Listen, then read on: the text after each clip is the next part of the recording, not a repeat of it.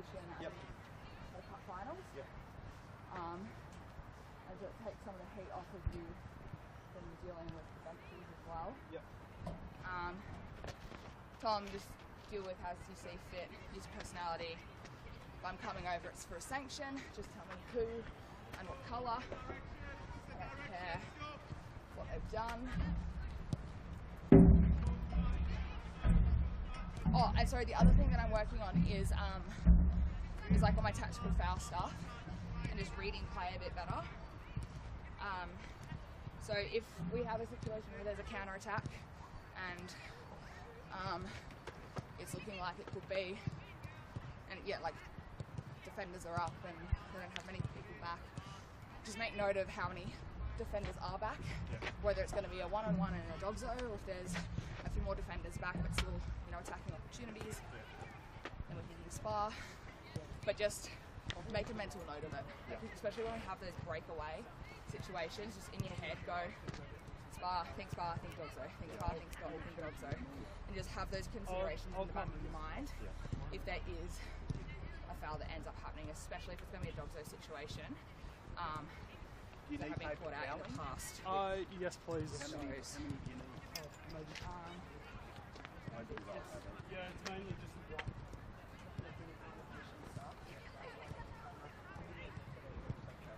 Alright, thanks, Sal.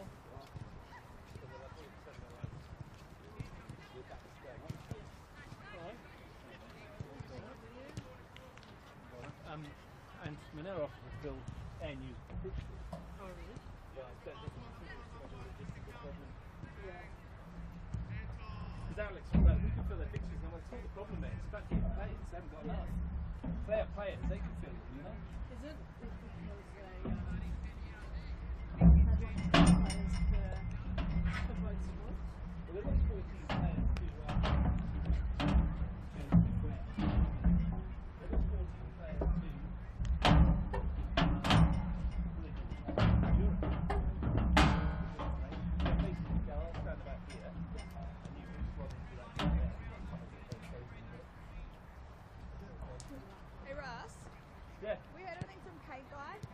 Apparently he's on his way up. Okay. That's alright. I'm not going to start until we've got them fixed. Yeah, I can't see it either, so maybe with the, I can't see it from here. Yeah. That end I can, that end I can't. That one's rubbish. So that end's barely passable. Yeah. But the other end I can't see anything. Yeah. But we'll do a check and we'll go and see where he is. Yeah. Thank you. It's not far away. You hope not.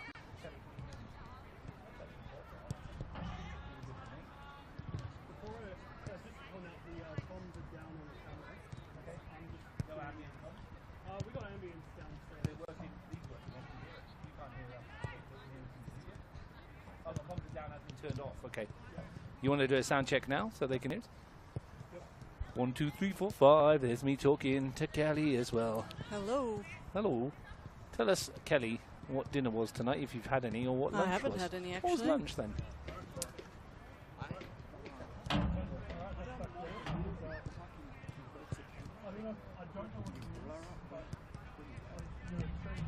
Duncan. Justin. Oh, that's a lot, Sal. Well, mate, just in case you can't get to the toilet in time, you got something. G'day, Kel. Oh, I should be alright with that. And if it gets too hot, you can do that. See? You'll have the fan as well. Alright, thanks, Sal. Clean straight out of the pack.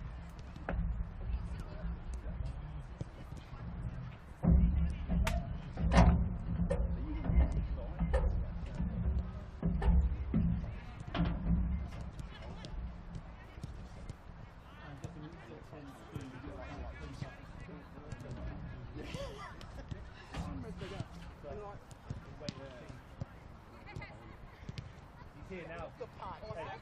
That guy? Yeah. Did you see the little robot? Oh yeah. He's doing his job for you. Amazing.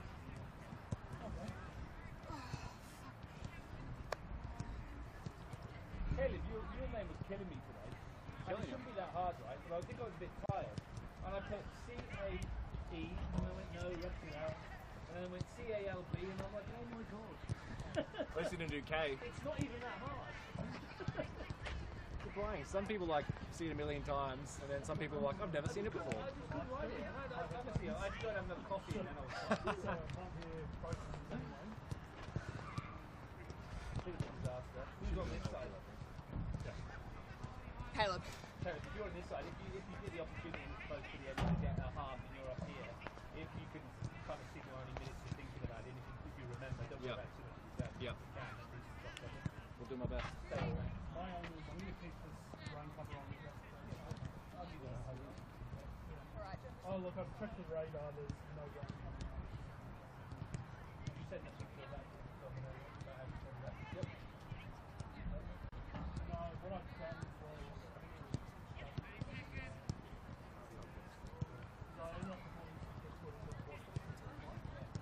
I'll face this way, fast feet. Whichever direction it's pulled, we'll turn over the opposite shoulder. Right. Time to start. Literally, That's what you're the man, mate. yeah. You are the man. Quite literally, look at where I'm standing. Like, if you stand where I am, and just look towards that.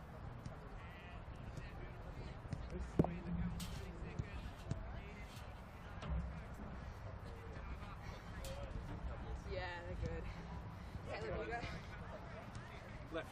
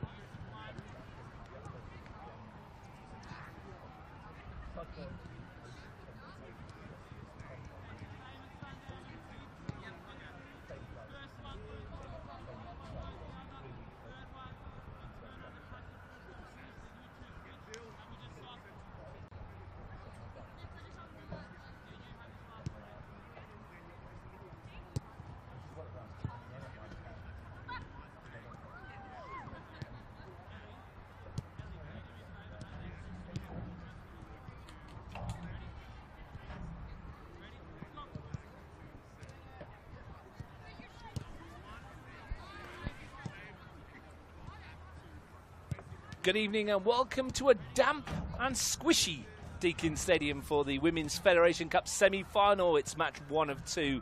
The winners progressing to the Federation Cup final in early June. Brought to you by our Federation Cup sponsors, Allstate Towing. Broken down or been in an accident? Give Allstate Towing a call, your 24/7 local trusted towing company. Electro Tinj proudly supporting the Capital Football Federation Cup qualifying rounds. Deakin Club, the family-friendly football club. Kitro Excavations for all your excavation and earth-moving needs. Rhythm Snowsports, Ignite the Stoke. Canberra PC Repair, IT support when you need it most. LJ Hooker, for your real estate needs, contact Lukas at LJ Hooker.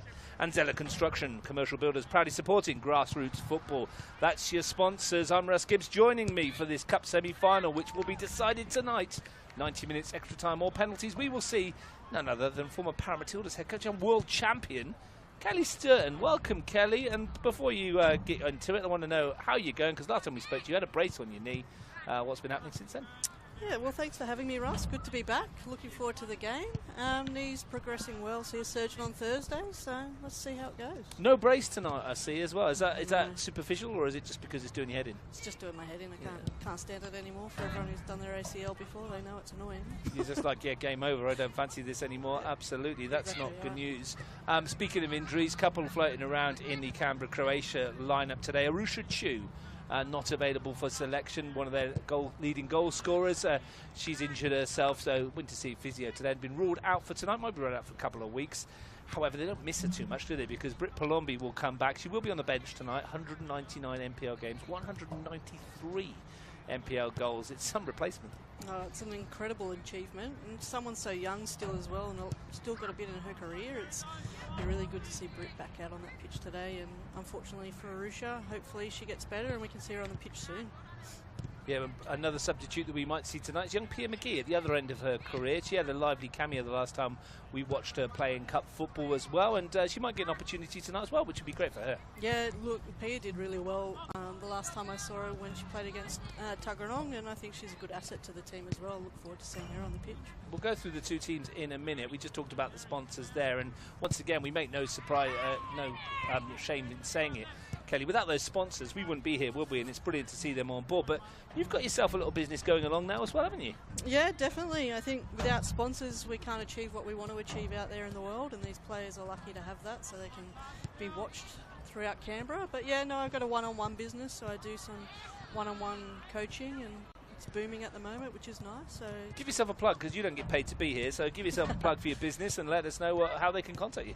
It's the inclusive football coach, so really looking at coaching all abilities, but also do a lot of female coaches and coaching the young females coming through, and just working on that one-on-one isolated training. So just give me a call, follow us on Facebook, and yeah, go from there. Yep, you're all over the Facebook pages and social media stuff as well, Kel, so we'll be able to see you on that one as well. Looking forward to it. Now, we talked about the Paramatildas last time we were here. You're no longer the head coach of Paramatildas. Personal, you've stepped down because it's so much hard. But tell us a little bit about how people can actually continue to follow and fund the Paramatildas. Yeah, absolutely. Look, the Paramatildas are always going to be close to my heart, even though I'm not the head coach anymore. You know, go onto Facebook, follow the Paramatildas. They're all over Instagram as well. World champs, so they've got a big following now. And look, they don't get paid or they don't get funded to travel, so any sponsorship or any donation that can go towards the team is sensational, and you can do that by contacting Football Australia or going onto the website as well. Part of your registration, you can choose to donate to the Paramatildas, and I'm sure with the Matildas game coming in Canberra as well, a lot of that money will go towards the girls as well. I'm talking about sponsors, and I'm going on a football Canberra tour of England in January, and you're putting some money behind a couple of the players as well, aren't you? Yeah, absolutely. Look, the business will support a couple of the players. I think it's important. We want to see more females out in the football pitch, and if we can do that through sponsorship, then we'll do whatever we can to get them across. It's great to see you giving back there, Kelly, as well. And it's great for you to be here with us tonight. Before we get stuck into this one, tomorrow at the AIS, Anthony Yagaranitz will join me for Canberra Olympic versus Belconnen United in the other semi-final. Fair to say that's a clash of the titans, isn't it? Could go both ways. It could. It'll be a very good game, and I'm sure Ant is going to enjoy watching that. And you know, that's where he started, and he's in the big leagues now, so I reckon he's looking forward to that match as well. Canberra Olympic were league champions last year in the grand final winners as well. But Belconnen United, believe this or not, they've lost 2 cup matches in 12 years. They've won 9 cups in that time, and the 2 cup matches they've lost, one's been in a final, and the other was in a semi-final. So they're just the cup queens of Canberra. It's going to take something to knock them over, isn't it? It is, but it's a challenge to Olympic out there as well. They've certainly got the depth now. They would have received their Canberra United players back, so it would be good to see those players back on the pitch. But yeah, Belconnen United really unstoppable at the moment. Yeah, 2 cup losses in 12 years. It's hard to fathom. It is. It's incredible, and it just shows the structure of the club and how it's going. And a lot of those were under Anthony Yagaranitz as well. We will talk about that with him tomorrow, no doubt. So we're looking forward to this one. The last time these two met was only a couple of weeks ago, actually, here at this venue. Canberra Croatia won by 2-1. Michaela Thornton and Ellie Raymond scored the goals for Canberra Croatia. Alexandra Giddis pulled one back for West Canberra Wanderers. It's notable that game, though, for the loss of Gabrielle O'Brien, who clonked her head quite badly on the post, concussed herself, had to be taken off. Ellen Brown took over in goal, and she's been in goal since then. So words out to Gabby O'Brien. Hope she's recovering well from that. It's always a difficult one, concussion, to come back from. You know, you want to be 100% sure, but it didn't look pretty, and we send our best wishes to Gabby. I rang Stein Hegelby on the night to say if he's passing our best wishes on behalf of Capital Football. But yeah, if you get to see this, Gabby, and we hope you get better soon and get you back in goal as soon as you're fit and well to do so. But Ellen Brown, not actually a goalkeeper, is she? She's normally a defender. I've seen her play futsal a few times, and she's been good at the other end in futsal, scoring goals. but defensive work she's been doing in the reserves, and now she's been put into goal. She's warming up to our left there. If Justin swings the camera around, you'll be able to see her in the purple over there. Big night for her. It is. It's a big challenge for her, but good on her for putting her hand up and going in goals, whether that was a push or a voluntary agreement. Look, I hope she does well out there. It's always scary being in the middle of the sticks, but someone's got to do it. And you would know because you've been there a couple of times yourself. Yeah, absolutely. I love goalkeeping. You've got to have a screw loose to be a goalkeeper, I think, sometimes, but I'm sure she'll do well. She's got to watch that ball skidding into the box tonight, but look, fingers crossed, and I hope Gabby's doing well. She's a counterpart of the UC Stars in the CFL, so hopefully Gabs is all right. And good to see her back on the pitch soon, hopefully. Well, I work with one of the West Canberra Wanderers players, Abigail Moss. She's on the bench for this one today, and she did say that she was on the bench for that game when Gabby O'Brien hit her head on the post, and she turned to Ellen Brown and said, "I think you better get ready, Ellen." And Ellen was, "Really?" And like, "I think you might need your gloves." She's like, "Oh no." It's real, it's happening. Yeah, absolutely. But and to be fair, she conceded 2 goals against a really good Canberra Croatia side and wasn't shown up in any way, shape or form. So they'll need a big night out of her tonight. Looking else around that West Canberra Wanderers team, and we'll go through the whole lot in a moment. Stands out for you, Tamara Cochrane.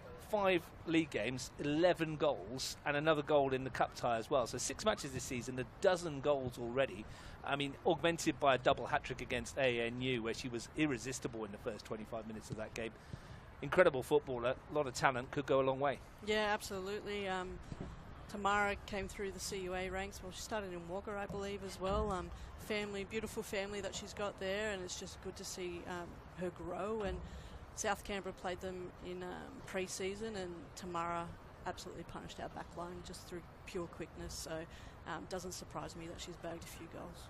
Yeah, absolute rapid pace she's got as well. Well, let's have a look at the 2 lineups then, starting with Canberra Croatia. In goal, Ellie Summers. There'll be 4 across the back. Nadia Zachman will play at right back. Tiana Boots is preferred at left back. Sophia Mikurios will partner Luella Coleman in what's been a fairly solid and consistent back 4.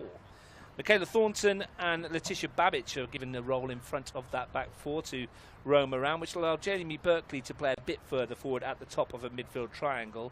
Up top, out wide, sees Angelina Babbage on one side, Riley McQueenie on the other, and Isabella Barrich playing as a 9 on the paper, although we'll expect her to drop into positions to get hold of it. That's just what she does.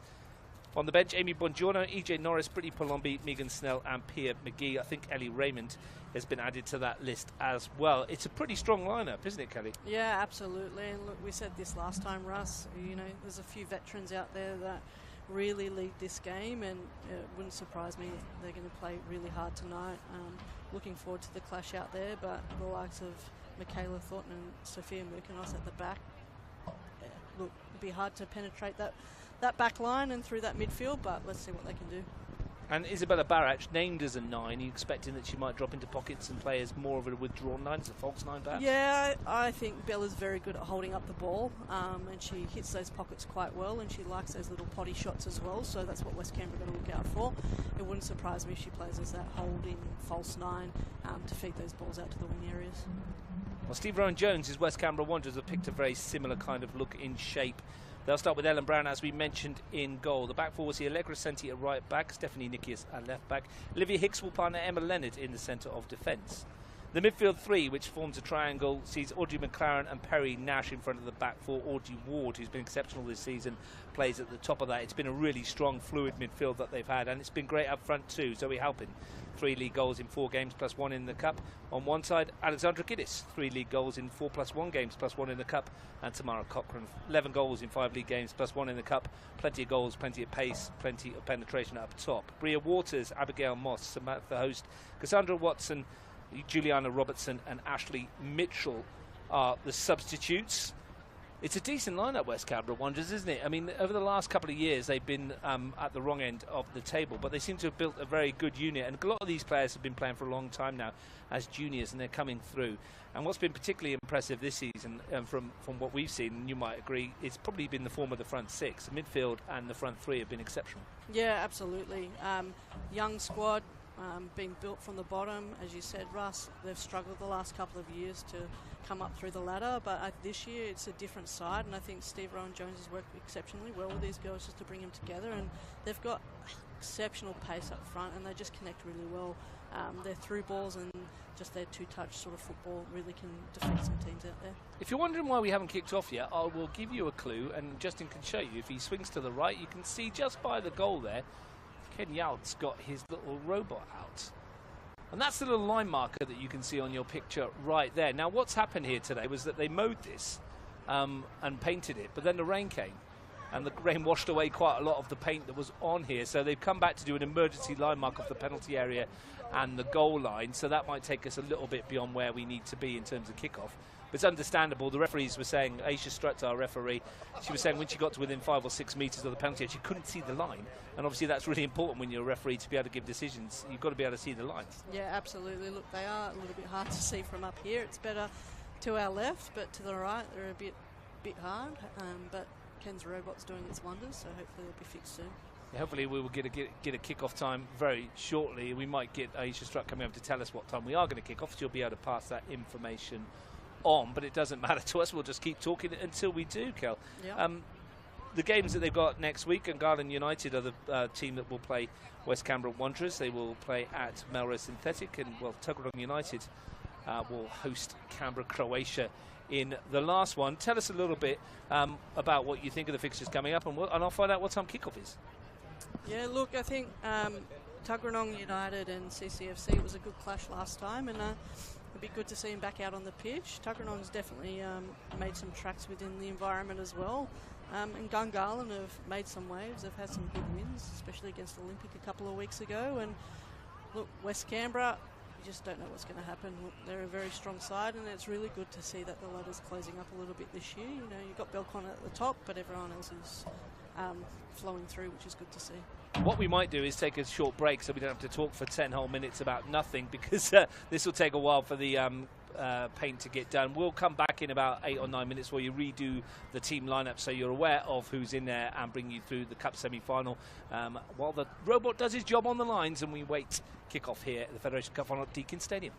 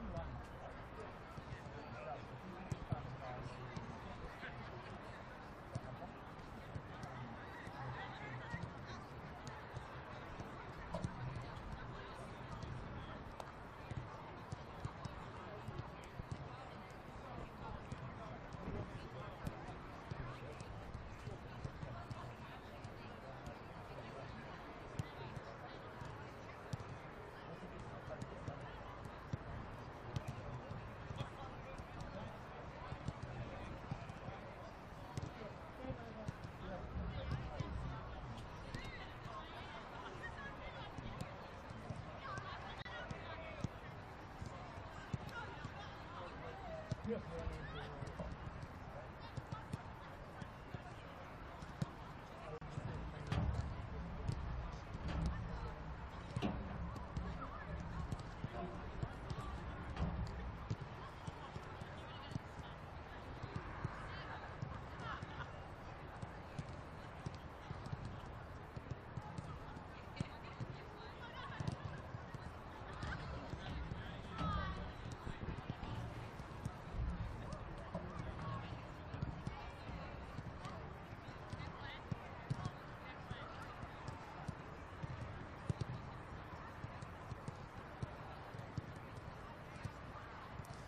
So welcome back to Deakin Stadium. If you're wondering where the game is and you missed our preamble before kickoff, well, the robot is marking the lines. Had a bit of rain here and it was a bit faint after they'd mowed it earlier today. So had to call in the emergency line marking robot. Ken Yaug's down there doing the job, and I think it's got one more line to do. It might just do the line in front of us here, but I'm Russ Gibbs. Kelly Sturton's with me. Kelly, that's a bit unusual. We've not seen something like that before in terms of holding us up. We've been held up here at this ground before, haven't we? I mean, I was here with Grace Marr one time quite famously when there was a kangaroo that just would not go away.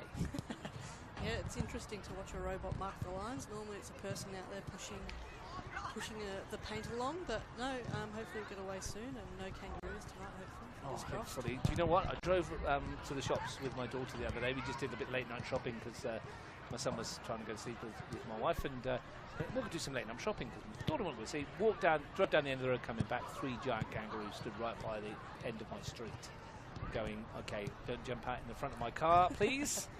But they were big units as well, and I was like, okay. I believe that they do come and frequent our lawn to eat quite a lot of our streets. So Yeah. that's nice. You can see there's the little line marking robot. I don't know what you want to call him. If you've got any names for him that are family friendly, and I do stress family friendly, feel free to send them through to me and we can put him down. I'll Robbie the robot, the line marker there. We'll see how he goes. We can commentate on him screaming up the line. It's not quite Formula 1, is it? No, not yet. It's not quick enough yet. It isn't quite quick enough.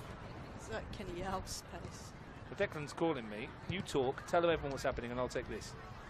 So you can see the players out there warming up. Hopefully we get underway soon. We've just got some line marking issues. We've got Ken out there marking the line in front of us. Hopefully we'll be underway in the next couple of minutes or so. Looks like we'll be underway in a couple of minutes' time. As you can see, the robot making the lines for us. A little bit of a mishap before we got here. They mowed the lines and mowed the lawn and took the lines with us. So we had to redo the lines thanks to Kenny Yaug and his lovely robot out there.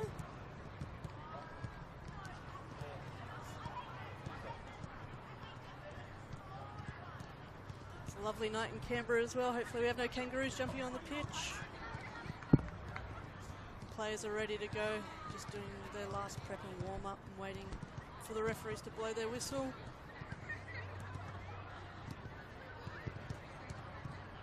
Going to be a big match up out there. Sorry, Kel. Just been getting a conversation going on with Declan about how many subs they're like, because apparently the regulations are telling everyone it's 5, but I was told by the competition's administrators that it was 6. So go figure that out. They're figuring that out now. There's nothing like a bit of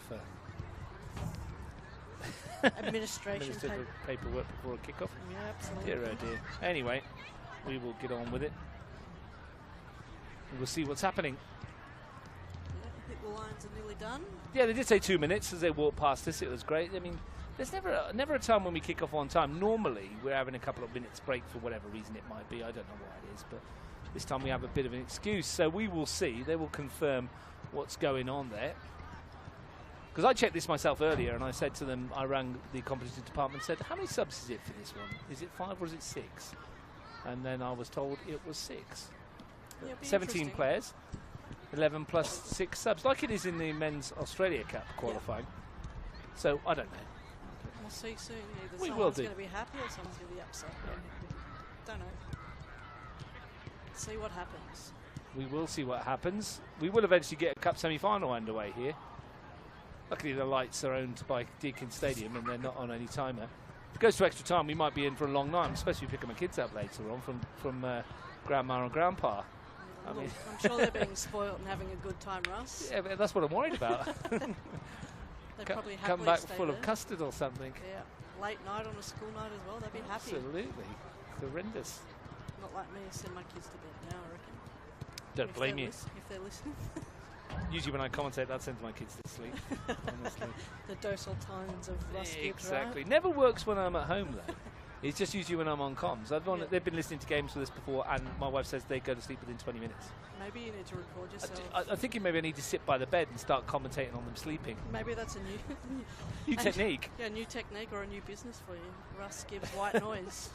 One of those podcast things where you can just do it in the background going, square ball, down the line. Just no yelling when the ball goes in back. Absolutely. Just nice and quiet in tones. It's all good. But anyway, we will see where we're going. Declan's down there. 5 or 6, Declan? Well, exactly. Take your pick. 5.5 then. Got a 0.5 of a substitute. But no one seems to know. Isn't this great? Let's have a look at the sides again, just as you're waiting at home. Croatia, Summers in goal, Zachman, Coleman, Mercurius, Boots, Thornton, Berkeley, Babbage, McQueenie, Barach, and Angelina Babbage, their front three.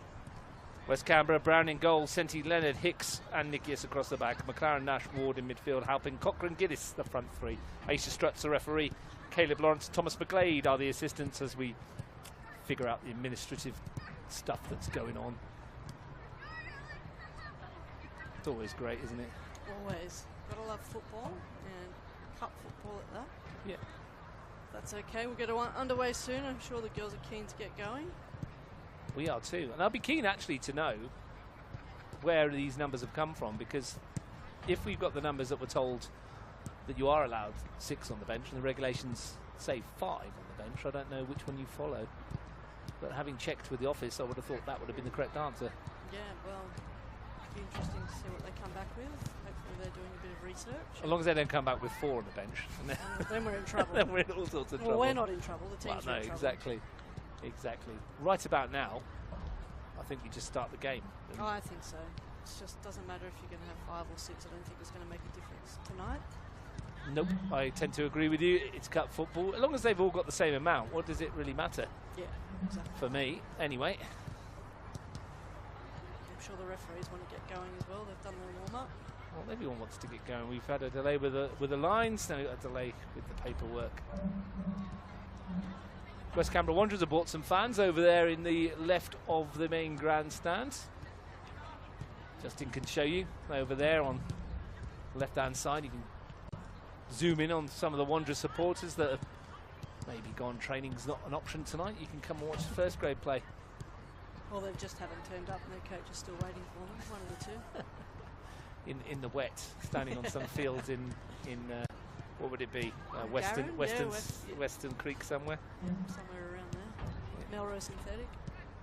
It'll be all right, Melrose Synthetic tonight. It would be. Looks great on this pitch out here. It's a skiddy surface. We walked across it earlier. It looks in great nick. The pitch itself, I was on there with Declan earlier on today, and it's magnificent out there. Done a brilliant job as usual, Marko Verkic and his team here. Yeah, absolutely. Always love playing on this pitch. It's always been well looked after and never had an issue, which is nice, except for that one night where it was too foggy, I believe. There was a cup final here where it was incredibly foggy and it got delayed because no one could see anything. Game ended 0-0, went to penalties. May as well just go on penalties from the start and It just saved everybody a bit of time. Would have been interesting in the fog with penalties. Well, yeah, I mean, you couldn't see in front of your face, so it's just a guess. Just roll it in the corner and what have you.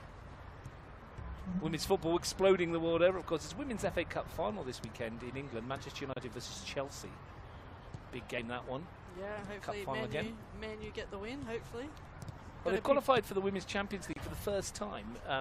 Well, for the first time, I think they had a playoff one time, but the first time I think they now go into whatever stage it is. It's like that Swiss system now, I believe, that the men have got. Women's Champions League final will be in a couple of weeks. Barcelona versus Arsenal. I don't know if you caught any of the semi-finals on Fox, but Barcelona, unbelievable football team. They're just amazing. They are incredible. And both the men's and women's, unfortunately, men's got knocked out, but the women's are just unstoppable at the moment. They're incredible. Yeah, they gave Chelsea an absolute touch-up, and Chelsea, obviously, as we all know, pretty decent football team in the UK. Speaking of decent football teams, as we wait for all this to be sorted, Canberra United finals football this time for the first time since 2021. Bit unlucky to lose to the Central Coast Mariners, who are now in the final themselves against Melbourne Victory, which is something what perhaps we wouldn't have seen, wouldn't have thought. But Melbourne Victory just seemed to be a finals team. They do. And look, I have to say I've got a soft spot for Em Husband being the assistant coach back in the day with Canberra United when Vicky Linton was head coach.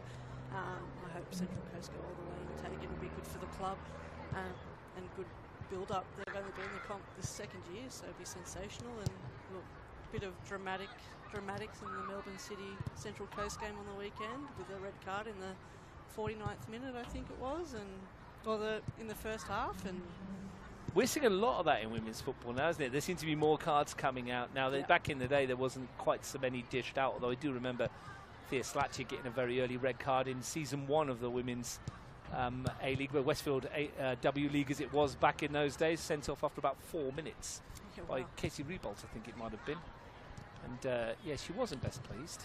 No. It didn't go down well in front of the McKellar Park Hordes back in 2008. Long time ago, that one. Yeah, absolutely.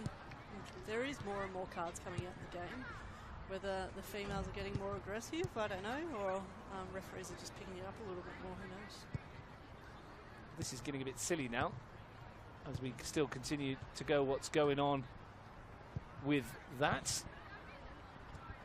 Make a decision either way and just tell them, I think. Yeah, absolutely. Either 5 or 6, I don't think we really mind right about now. Let's hope the referees just make the decision and we can get kickoff underway. The players will be cooling down too, which is an issue. Well, I took my jacket off and now I'm cooling down. I might need to put it back on again in a minute. Lucky you're not running out there. You'd tear a hammy, that's for sure. I never tore a hammy in my life. I was never quick enough. Never quick enough to tear a hammy. Do you ever tear a hammy? Yeah, I have, unfortunately. Look, my body's not made for sport, I don't think, so. Plenty of injuries, but that's okay. Hopefully no one tears a hammy out here. They seem to doing still a little bit more of a warm-up, but hopefully it's enough for them to get onto the pitch and let's start this game. Well, we thought we were going to get the delay with the lines. Now we're getting a delay with the paperwork, which is more frustrating than anything else. Unfortunately, the people of Canberra have to listen to our voices for a little bit longer. Unbelievable, isn't it? If you've got any children that need sending to sleep, turn them on. The teams have met twice in the Federation Cup. Croatia won both times, 4-1 in the 2021 final and 5-0 in the quarter-final the following year. So they have had the wood on them in the cup. 3 matches in finals and cup football, believe it or not, between these two. Kelly and Croatia won all 3, 17 goals for, 2 against. I mean, it's been one of those rivalries which has been all one-sided near enough. They've played each other 25 matches in all competitions. Croatia have won 18 of them. There's been 4 draws. West Canberra have only ever won 2. Croatia have scored 87 goals and only conceded 23. That's incredible. But it has been one of those, like I say, rivalries. Last year, though, Canberra Croatia won 4-0 in round 10. Arusha Chu, Jamie Berkeley, Tatum Marzi, Rhiannon Fenson with the goals.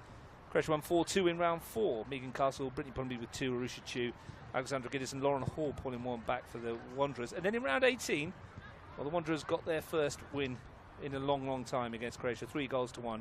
Giddis, Halpin and Hall. Megan Castle's stoppage time goal for Canberra Croatia. Nothing but consolation. The Wanderers would love something like that tonight. Absolutely. I just love a kickoff. Referees have gone back inside. Really don't know what's happening out here at the moment, which is not great for anybody. Lucia Longo and Nick Brozanic, the coaches for Canberra Croatia, keeping their teams warm. And hopefully we will see some cup football. Could have just kicked off at 7. Would have been all right. Could have had dinner before. How are you going, Justin? Justin Kapowski on the camera today. You looking? You got it good set up there, my friend. And you're doing well. You got your jacket on. He was hanging out for a Coke. no sugar at some stage. You might have to hang out a little bit longer, but we do look like we're going to get something. We are. We're going to get a walkout and some cup football. Now, it'll be interesting to see what decision they've made. Declan Smith can go across and check out at some stage. He sat down there. We will find out whether it's 5 or 6 subs. What we will do is in about 90 minutes or so, we will find out, hopefully, well, they're going back inside. What's happening here? I think they're going into line-up. I hope so. They're not Me back too. in the changing rooms, because this will be quite frustrating for everybody involved. Does look like a lineup, does it not? I don't know. Yeah, they are lining up. So we'll get ready for some football. A little bit later than advertised. Thanks very much for staying with us. Dear oh dear. Yeah, a white monster sorbet. Oh, I mean, Justin's asked for a white monster sorbet. Don't know if you picked that up. No one knows what that is, mate. So yeah, I don't know if you can hear this. So Ninja Creamy, freeze a white monster for 24 hours, then put it in the machine on sorbet mode, and it becomes a slushie. There you go. If you've got a Ninja Creamy at home, maybe you could have told us that 15 minutes ago. Everybody had time to go to the shops and buy one, and then they could have made it themselves. Absolutely.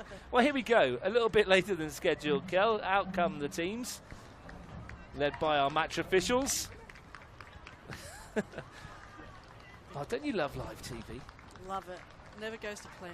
Never goes to plan. It's outstanding stuff. We will get to the bottom of everything that happened. The two teams are here with us, though. We will run through them for the third time tonight. In goal for the first Croatia, Ellie Summers, Nadia Zapman, Luella Coleman, Sofia Mukurias and Tiana Boots across the back. Michaela Thornton, Jamie Berkeley and Letitia Babbitt to midfield 3. Riley McQueenie, Isabella Barrett, Angelina Barrett up top. West Canberra Wanderers, Ellen Brown in goal, Allegra Senti, Emma Leonard, Olivia Hicks and Stephanie Nikias the back 4. Audrey McLaren, Perry Nash and Audrey Ward the midfield 3. Zoe Halpin, Tamara Cochrane, Alexandra Gillis up front. Star-studded lineups in both teams.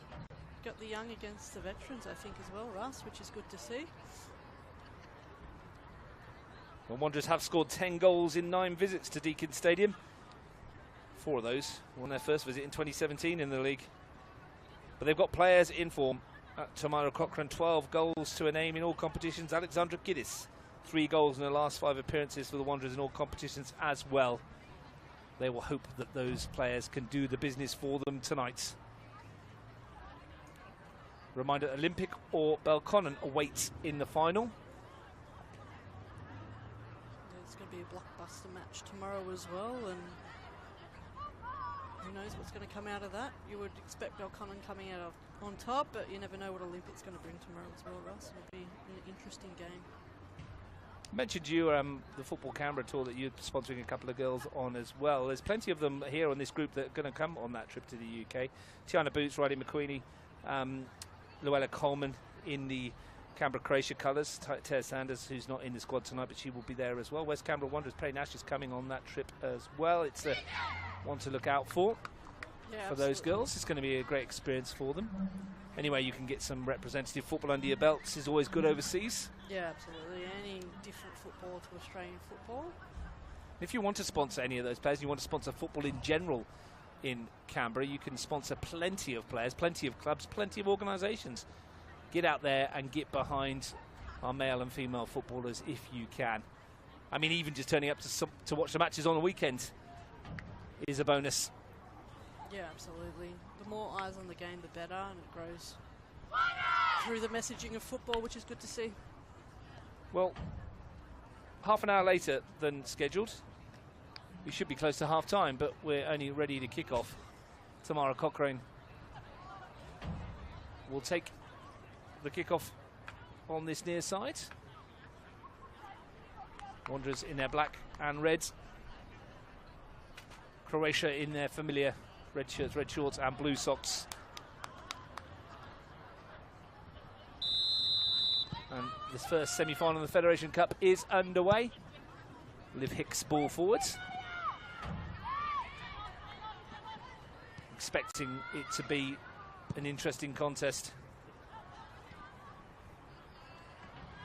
Emma Leonard at the back. Expecting 4 across the back, but it's actually 3 at the moment for the Wanderers. I'm wondering if that's going to change.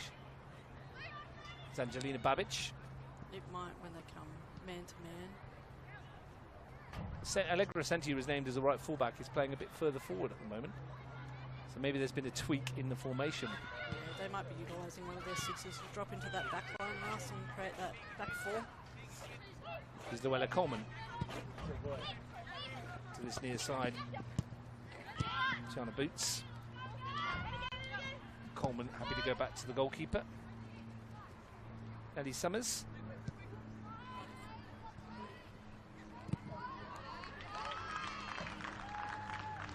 Pressure there from Audrey. She's had a great season so far, Audrey Ward. She was very impressive in the cup win over ANU. And it does look, it's definitely 3 at the back here, which is a brave call. It is. Balach finds Berkeley. There may be space for McQueenie here. That's a good challenge in the middle of the park by Audrey Ward again. Covering work by Canberra Croatia defensive duo. Yeah, it looks like West Canberra might have gone to a 3-4-3 here, Russ. Which is interesting, and I'm not surprising. They only played a couple of weeks ago, didn't they? These two, so maybe they're just preempting the thought process of, well, let's give them something different to think about. Yeah, absolutely. Just getting my head around the shirt changes. There's been a couple of shirt number changes in the middle of the park, which is always good. It's been a night for you, Russ. It's been a great night so far. I love it. Got love football.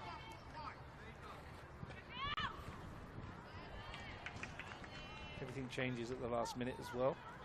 Absolutely. It just looks like one of their midfield players drops into that back line to create that back line 4 when under pressure, so they're not matching man for man. They've got a bit of an overload in that back line. Chance here for Alexandra Giddis to get a breakaway. Look at the room here for Senti. It went behind her rather than in front of her. And in the end, it comes to nothing.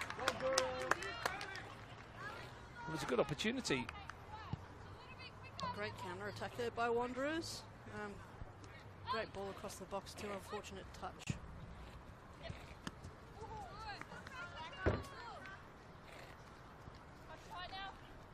Apparently you're a little low on volume, Kelly. We'll need to turn you up a little bit.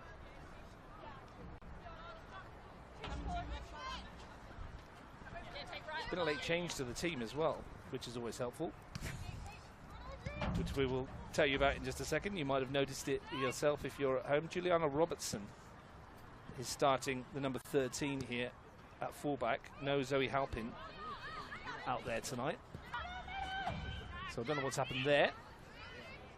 Anything else that you want to throw at us before we get going? I feel like Ellen Brown when she was told she had to go into goal. Here's Liv Hicks. That's going to be picked up by McQueenie, a bit short. Perry Nash can come and help out. Robertson tackled on the floor by McQueenie. Nash under pressure by Babic. Next Letitia Babic. Here's Michaela Thornton. Back for Mercurius. That's heavy. Cochrane was interested. The ball just seems to be skidding a lot out there, and the players are just trying to adjust to the pace of the ball on the surface. Yeah, we had some rain through before kickoff, about 4:30 through to about 5 o'clock. It came down and made it a very skiddy surface. McQueenie to zip that one in towards Berkeley, who got the touch. It might come for Balach. Good challenge by Emma Lenders at the back. Does well to come away with it too. Senti looking for Nash. So maybe that's why the change. Maybe Zoe Halpin's unavailability has meant that they've been forced into the change in terms of where they were going to go with it. Keep an eye on Tamara Cochrane up top though, because she might be the difference for the Wanderers tonight. She'll definitely match the defensive structure of CCFC for pace, if they can put a through ball through. Balach.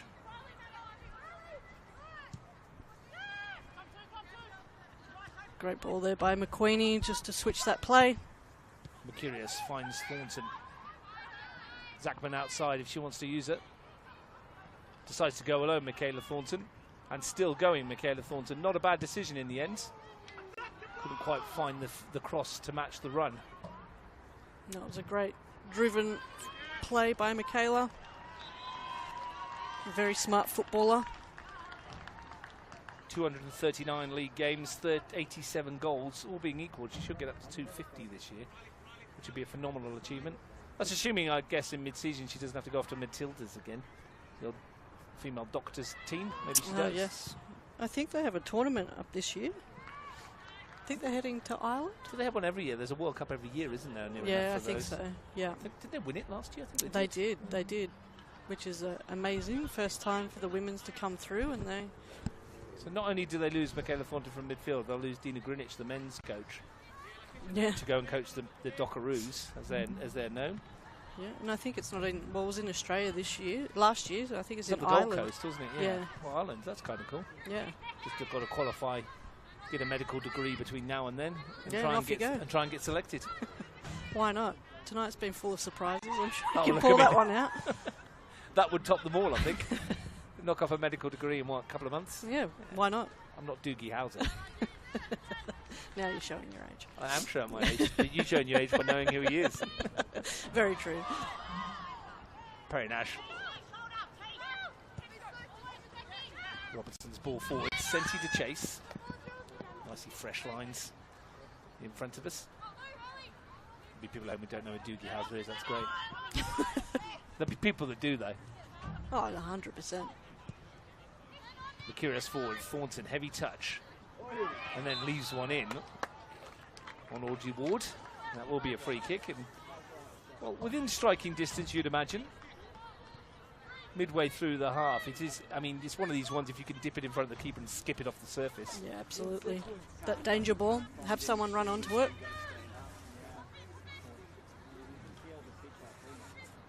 Perry Nash over the top of it. Ellie Summers wants 3 in the wall. She's that concerned sufficiently enough to bring the Babbages into the wall. Either side of Jamie Berkeley.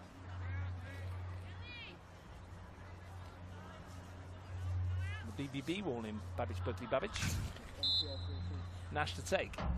Clips it into the area. Couldn't get it past McQueenie. Well defended by CCFC there. Wins it back, McQueenie looking to slide it in behind for Babbage, who's going to get there, to Babbage rather, who's going to get there first. And find Thornton marauding forward. Really good challenge, Audrey Ward, sensational. Berkeley won it back, that was top defending. Great defending, well read there. Outstanding piece of work. One for Cochrane to chase.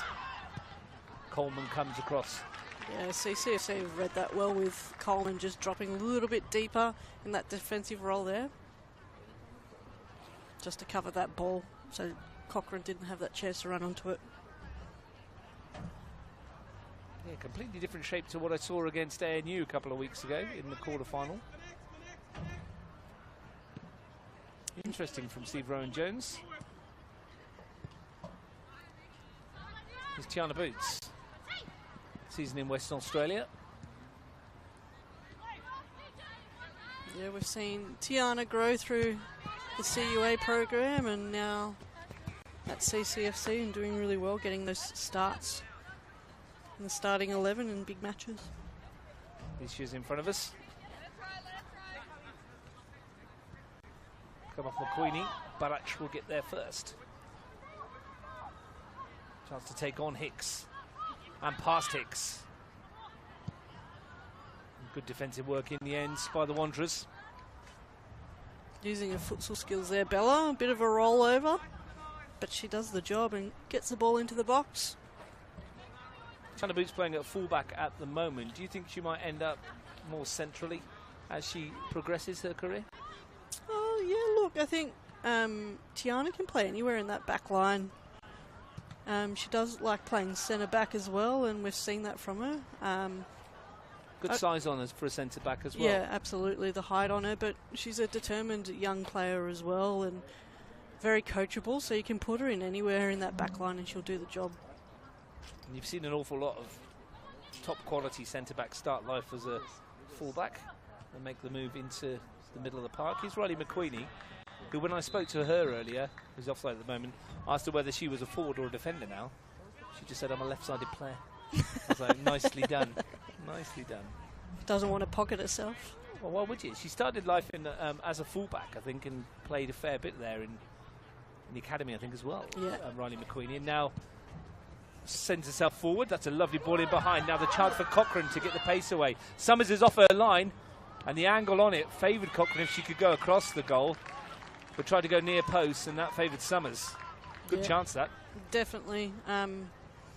Tamara had the pace there. I just think she should have looked up a little bit before she took that shot, just to see where Ellie was. Unfortunate, but good option. And left a huge gap to her right, the goalkeeper, didn't she? Yeah, absolutely. Here's Balach. Dummy by McQueenie, finds Berkeley. Thornton's making the run ahead. Zachman down the right channel. Giddis coming back to help out. The three at the back here means that there is space down those channels. Yeah, and I think that might be Steve Rowan-Jones' ploy here, is just to force CCFC out wide and not play the ball through their CCFC's central players where the danger is. Just tuned in. Well, we've not played very long. 11 minutes gone, or 12 now. We did kick off late, numerous things going on. McQueenie.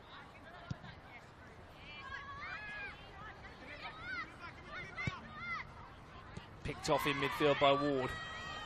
Going to stretch those legs. McQueenie. Looking for Balach down that angle.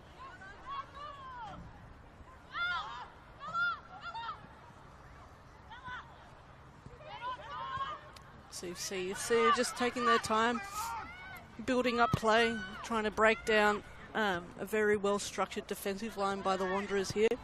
They seem to be pushing everyone into that back line. As I said, Ross, they're just dropping that player in to make 4 in the back line to match the 3 up front. McQueenie is offside again. Good defensive work. It takes a lot of communication and a lot of discipline to do that, doesn't it? Yeah, absolutely. And I think, as we said, Wanderers are staying nice and compact too, which is hard for any team to break down, and forcing them out wide, and that back line just steps up and catches them offside. Doing the job at the moment, the Wanderers. Yeah, I think it's frustrating CCFC as well. They've had most of the possession, but Wanderers get that little bit of a breakthrough every time, which creates a little bit of a scare for CCFC. Well, they were unbeaten in 7 matches, the Wanderers, in all competitions, before the midweek loss here to Croatia a fortnight ago. Since then, of course, they lost on the weekend to Canberra Olympic as well, but 2-1 on both occasions. Historically, as I mentioned before, they've only ever taken 10 points from a possible 66 against Canberra Olympic in all competitions.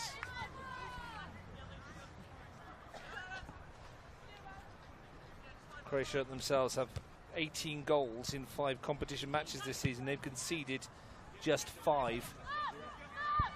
It's an incredible stat there, Russ. 18 goals in 5 matches. It's a lot of goals in the back of the net. Well, it's not Belconnen-esque, who've scored 34 in 5 league games. Yeah, well, when you say it that way. Yeah. They've been flying, Belconnen, but they give everyone an absolute touch-up at the moment, haven't they? They put 5 past Canberra Olympic on day 1. Yeah. Good turn by Cochrane. 10 on the weekend against ANU, who unfortunately we're going to lose for the competition in a couple of weeks, which is a shame. McQueenie's ball, looking for Babic over the top. Angle favours Leonard, who has to go back to Ellen Brown. Solid clearance from the standing goalkeeper. Yeah, this is the first time she's been tested in this game and stood tall, which is good to see. Thornton. Yeah, we're really sorry to lose ANU. Yeah. They made the difficult decision to withdraw, couldn't get the numbers, unfortunately. It's always unfortunate to lose a team in the competition, and you just feel sorry for those players as well, and hopefully they can find teams in the mid-season transfer so they can continue their career, or even just their season this year. Yeah, there will be, if you are watching from another club, there will be players available from those clubs, so do get in touch with either ANU or Capital Football, and they might be able to help you out. We want to find us home for as many of those players as we possibly can when the transfer window opens in June. Yeah, you don't want to lose any players to the game, especially from not their own accord as well. And hopefully clubs out there can snatch up some of these brilliant players that ANU have developed, and we can see them back on the pitch soon. Got a sub-gate update, if you want to call it substitute gate, if you learn. The referees department have called through and confirmed that 6 is the number on the bench. Perfect. Delay for nothing because of old regs that someone's seen. So at least there's no tears. Well, that's it. Good to check, though. You never know. Just tears from Russ Gibbs. Yeah, my feet are hurting now. I mean, I've got another extra half hour. I mean, such a soft lad up here. Honestly. I think I'll be used to it now. You think you would be? That's all right. Your children can listen to your dulcet tones still. Well, I had to send a message to mother-in-law to say that I'm going to be at least 20 minutes late. I don't know how she'd feel about that. Hopefully she's happy. She was happy. She said okay. Thumbs up, said no problems. Understands the vagaries of cup football. Clearly, Senti looking to send it wide. Giddis is getting after it. Ellie Summers happy to let it roll into the area. That was very close to a pick-up outside the box there, Russ. Good job we got the lines done pretty much, wasn't it? Lucky. Boots. Coleman. Nice touch from McQueenie. Looks to help it round the corner. Just sips nicely off the surface towards Thornton. Zachman loves a run, but look at the pace of Giddis back there to help out. Yeah, absolutely. And look, this back line, you can see now that Wanderers have got 5 in that back line. They're dropping their 6 and their wide flank into that back line to outnumber CCFC coming through. That might be a bit loose. Senti might be on the end of this. Happy to go backwards to go forwards with Audrey Ward. Boots intercepts. Babbage. Letitia, that was, I think. Oh no, Angelina, my apologies. McLaren. Senti. Again looking for Cochrane. Summers came, stopped, and then came again. Good decision in the end. Robertson. Wanderers have grown into this. Yeah, they have. Might have been the famous curse of the commentator there as McQueenie gets on the end of it. And it comes off Hicks. What Wanderers are doing, Russ, I think the defensive line's making Bella drop into that central area, which we thought would happen, but then there's no one supporting up top for CCFC, so they're losing the ball up top a bit. Brittany Palombi not 100% fit, but when you've scored 193 goals in 199 MPL matches, there will be a thought process at some stage that if they need one, well, she is there. And she's more than likely, as those statistics will tell you, quite ridiculous. And I'll tell you what, I spoke to her about this. She gets a 200th MPL game next time she plays. She's fuming that she's not a goal a game. 200. I mean, that's the standard she sets herself. Look, she can bang some goals tonight if she wants, gets up there, but that's an incredible stat, and I think not many people in Canberra would have something like that. Well, if you add all her cup games in there, she's well over 200 games and got a bag full over 200 goals as well, but we don't count the cup in our stats because unfortunately the historical records don't go all the way back. This is Letitia Babbage. But she will get her 200th MPL game on the weekend, and should she be involved, another offside. Jamie Berkeley this time. They've done really well with this trap. They have. Worked on it in training, no doubt. But yeah, 193 and 199, and she's not happy. I mean, if you were 10 in 10, you'd be happy, wouldn't you? I'd be stoked. Standards. Yeah, exactly right. So mind you, you'd be happy with 1 in 10, I'd imagine. Yeah, absolutely. Look, any goal's a good goal. Barrett. Thornton. Angelina Babbage has made the run down the right flank and sent a decent ball in. It'll skip off the surface. Easy, though, for Ellen Brown. She gets a big cheer when she gets hold of it. The Wanderers well aware of the nature of their standing goalkeeper, the fans, and they will give her the support that she needs. You'd have to say at the moment, without jinxing it, relatively untroubled, Kelly. Yeah, absolutely.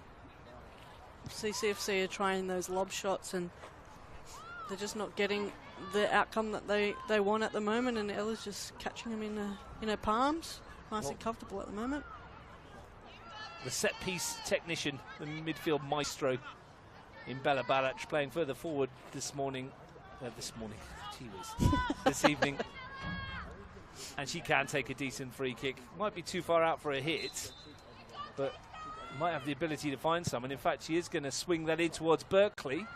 Really important touch. I think it came off of Hicks. It stayed in play. Does strike a mean free kick, Bella Barac. Yeah, she's very dangerous on those set pieces too. One of the best set piece takers in Canberra. And I say one of, because there is a few around. Thornton. Again, going around the long way. That's asking a lot for Zachman. Should be okay for Giddis. And I say one of the best because Ginger Oliver, in my opinion, can strike an incredible free kick and corner kick. Yeah, absolutely. I didn't like playing against her in futsal because her kick was too hard. Yeah, she can smash a ball as well, can't she? Yeah. Absolutely. Babbage just swinging into the area. Might come from McQueenie. Scooped it towards goal, but no real threat for the Wanderers defensively. I think that's Leonard trying to get rid of it, and does via a deflection. And again, they're keeping the ball well away from Ellen Brown, and they're doing a really good job here. Live football you're watching. Yeah, it's that final third CCC are struggling with at the moment. Just the execution of their final passes and that final shot. They just can't get it away at the moment, and that's credit to the Wanderers' defence. You're watching live Federation Cup football from Deakin Stadium. Semi-final time brought to you by our sponsors, Allstate Towing, Electro Tinj, Deakin Club, Kitro Excavations, Rhythm Snowsports, Canberra PC Repair, LJ Hooker and Xela Constructions. Half an hour later than advertised, but we got there in the end. Whatever could go wrong has gone wrong tonight. All we need is the lights to go off now, and that'll complete the evening. Senti. Don't wish that upon us, Russ. Berkeley. Barac with the shots, and that's again Ellen Brown right behind it. She's going to get a cheer every time she stops one tonight. Good distribution as well, finds Giddis. I've been at a few games where the lights have gone off. Yeah, I've played in a couple where the lights have gone off. It's always fun. Most famous one where the lights went off for me was at Riverside Stadium, now Strider Park, the week before everything shut down for COVID.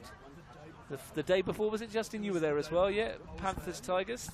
And then the lights metaphorically went off, literally went off, and then the whole season we were like done for. Well, there you go. It was almost as if telling it knew. sign. Yeah, and then we didn't see another game of football for, what was it, about a year and a half? Or something like that. Maybe it was just a council worker having enough of you and wanted you to go home. Wouldn't be the first. Lucky for us, the lights are run by CCFC here at Deakin Stadium, so I don't think we'll have that problem. Well, it's glorious as well, the evening, actually, now the rain's gone away. Superb conditions for a game of football. Just waiting for someone to make that breakthrough. It's a pretty even match at the moment. CCFC have had more of the possession, but doesn't go without a Wanderers attacking through and penetrating that defence of CCFC as well. McLaren got stuck in, and again with Berkeley, who wants a free kick, nothing doing. Senti. Coleman was there. Berkeley slow to pick herself up off the floor. Boots back for Coleman. She got a little bit of a corker in the calf there. Well, it looked like McLaren did catch her on the way through. Aisha Strutt was well positioned though, the referee. And Aisha Strutt said no. Angelina Babbage looking for Thornton, well marshalled by Audrey Ward, who is a prime example of a player who is getting better year on year, the young midfielder.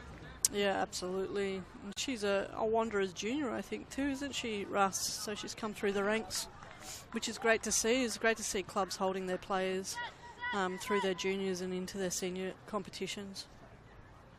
Especially because, with all due respect to the Wanderers, not one of the traditional big 3 or 4, if you like, in the women's competition. So to keep hold of your junior players, especially when they're as talented as some of the ones they've got out there, it's a real credit to their loyalty to their club. Yeah, absolutely, and I think that's built on culture as well, and I think Steve Rowan-Jones has built that from the bottom up, and now as head coach he's really showing that on the pitch as well. And they might well be one of the big 4 this year. They're knocking on the door of that. They're doing incredibly well in the league season. Zachman battling away. The last 2 games they've lost has left them in 3rd place. One of 4 teams on 9 points. I'll tell you all about that in just a second. Cochrane on the turn. looking for Nash to run it. The league table looks like this. Belconnen 15 points from 5 games. Gungahlin 9 from 4. West Canberra 9 from 5. Croatia 9 from 4. Olympic 9 from 5. Couldn't really ask for something a bit closer. Belconnen obviously have their 6-point advantage at the moment. Long way to go. Thornton, lovely ball now. Barac has broken the offside trap. Good defensive work by Hicks to force her wide. Looking to tee one up for Berkeley. Picked off by Robertson. Good defensive work again by West Canberra Wanderers. And they look to spring the other way. Look to get it forward with Nash. Can't get it past Boots. Robertson again. What a run there by Robinson. Really well read and just ran that up the line and being supportive as well. Sensational play there by Wanderers. But as you said, Russ, Bella finally broke through that offside trap and it nearly worked. We nearly got there. Eddie Summers has it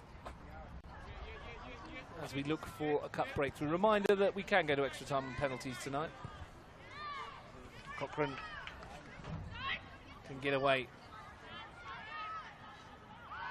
Challenged by Mercurius. Wanderers wanted a free kick. Nothing given. I was going to say they wanted a penalty, but I can't see the lines from this distance. Berkeley's won it back. Just on that far side, you can't really see the lines from where we're standing. You can't, can you? You've got no chance on that far touchline. Or far penalty area, if you like. McQueenie. Been a good battle, this, though. There's not been anything in it. No, not at all. And look, I think Wanderers are playing that more defensive structure, which I think has caught CCC off guard. As you said, we weren't ready for that formation as they came out.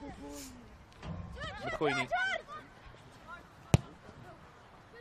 And you notice Emma Leonard. If you watch Emma Leonard, the number 3 at the back, central defender, she is the cue to step out and catch them offside. And every time that there's a ball from deep, she's looking for it. I don't think they're overly concerned about the pace of Bella Barac down the middle. It's not really a game, is it, running onto through balls, Bella Barac? No. Not to say she's not particularly quick, but she's not lightning fast. No, and I think what they're trying to do, Wanderers, there is they know what Bella can do in feeding that ball, so they're creating that and they're catching them offside for those through balls, and it's working. Speaking of which, offside at the other end. Been a lot of them tonight. Nervy kind of cup tie so far. This is exactly what we expected in terms of at this stage, and we'll probably get more of the same tomorrow as Canberra Olympic play Belconnen United. You can join myself and Anthony Yagaronitz from 6:20, hopefully for a 6:30 kickoff. Scheduled anyway. Good header by Hicks. Played her 50th NPL game. On the weekend, here goes Senti. Marauding forward, looking for the run of Nash, and Senti has it back to pull it back into the penalty area. Was a swing from Ward. Merck come here for Cochrane to turn. Thornton uses her strength and experience just to bundle off Tamara Cochrane. Threatening West Canberra. Very much so. Very smart there by Mickey Thornton, though, to get a body in the line, just to put Tamara off. Big steps forward again, very impressive so far. She played her 50th NPL game on the weekend, didn't she? It certainly did. Alongside Arusha Chu, who did her 50th as well. For Canberra Croatia. Caught late there, that ball in, and here's a chance for Ward. Again, half-hearted shouts for a penalty. She managed to get there somehow. That leggy stride. Nash.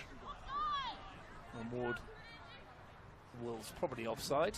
Yeah, I think that's why she didn't go for the play of the ball there. But I think Ellie Summers thought she had it, and then one of those long limbs from Audrey Ward just snuck it away from her. Super sleuth coming in from behind there. But that's the danger of Audrey, right? She just doesn't give up on that ball. Having seen West Canberra Wanderers many times down the years, come back to that this point in a minute, is Perry Nash. He's looking to slide one through for Senti. Comes off of Boots. Back again for Nash. And Thornton will clear for Croatia. Having seen the Wanderers many times, Kelly, down the years, they've come here tonight. I can sense an absolute belief in this team that they can get something from this. And that hasn't always been the case for Wanderers sides down the past. Yeah, no, absolutely not. It was really good to see tonight. I think Wanderers have been that team at the bottom of the ladder for so many years and it's good to see the rebuild, and you can see the fight in the girls tonight, and hopefully they can put away a couple of goals. Well, they've come here many times in the history of the NPL and Cup games, and they've had to sit 10 players behind the ball because they've not had the footballers, so to speak, against really strong Croatian sides, and they've suffered. And tonight, though, there is a belief that this football team can take them to the final, and they're very much in it. Half an hour gone, 0-0, giving as good as they're getting at the moment. Neither side really testing the goalkeeper. McQueenie, Thornton. The football's been played really through that central pocket at the moment. Stabbed by McLaren.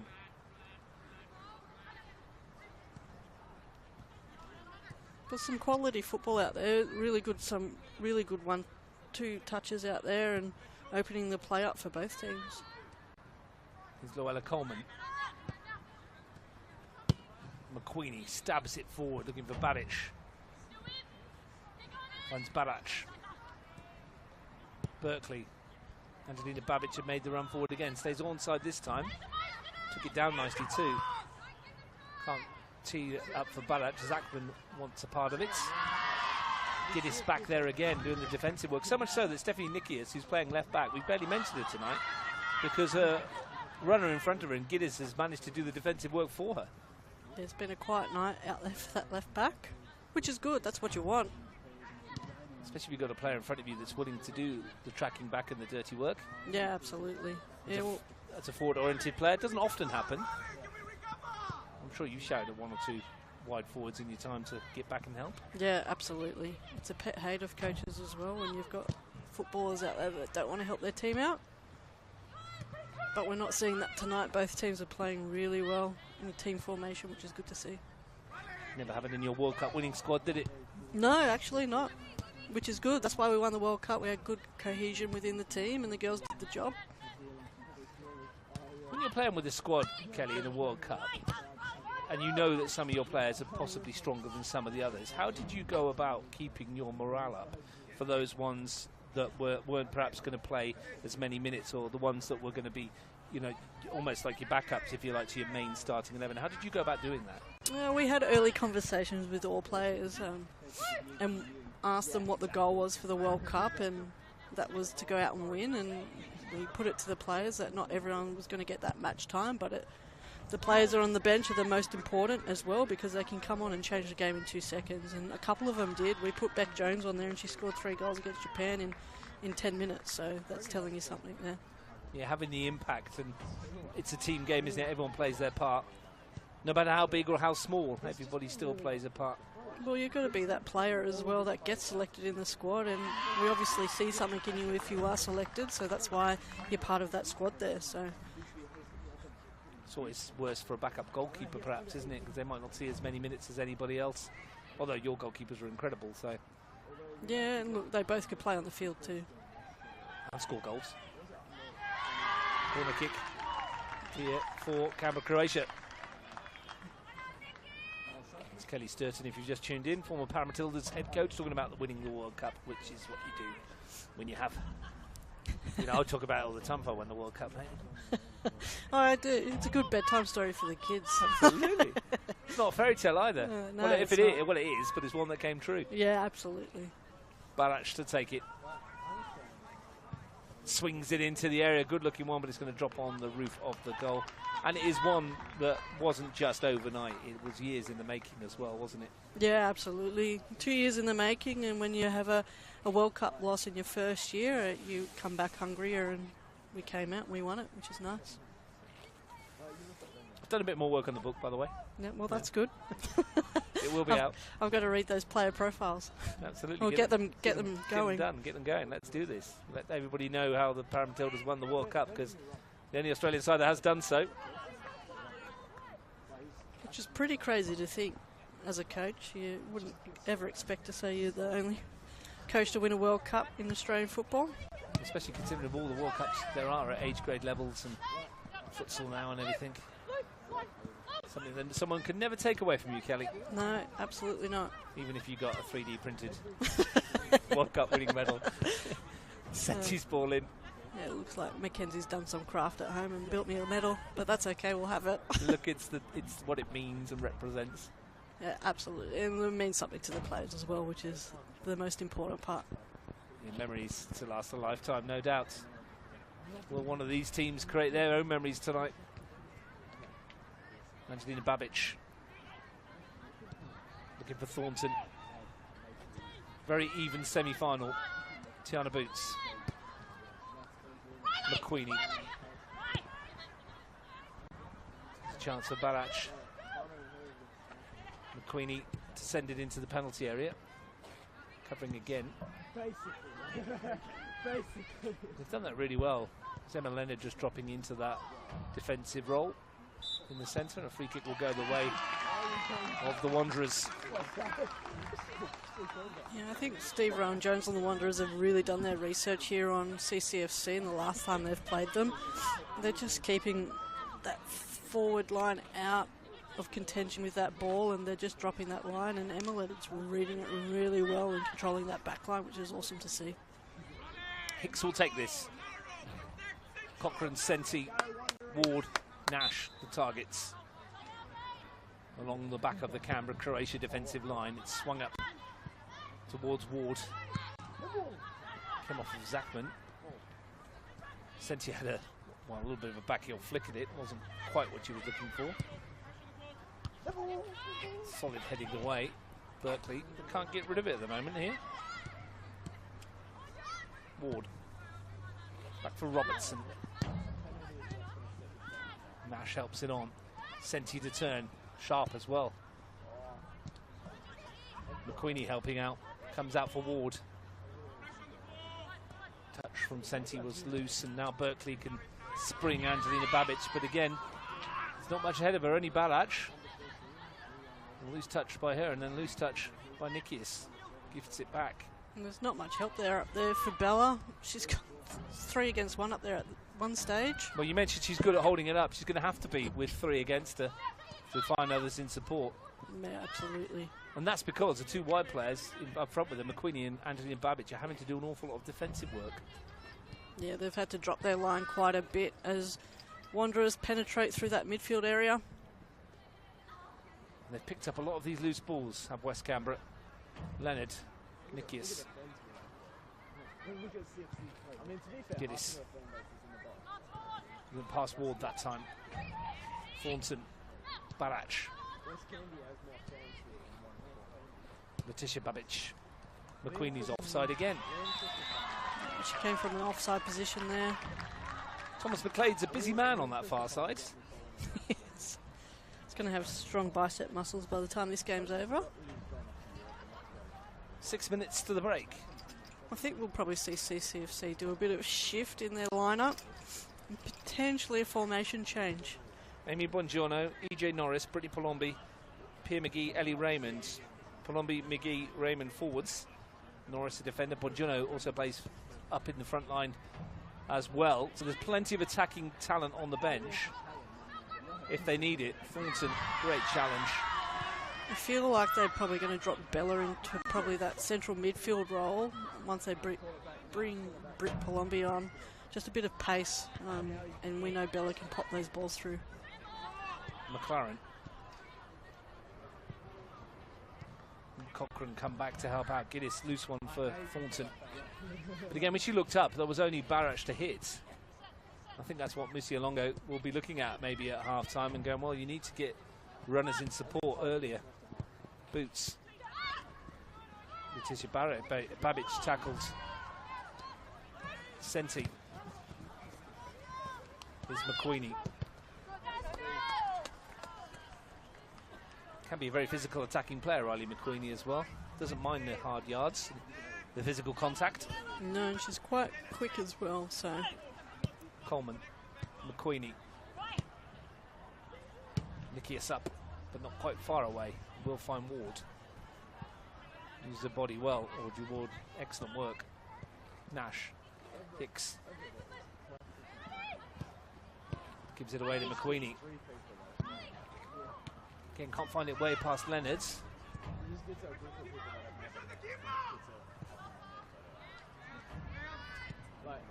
He did this one time with me,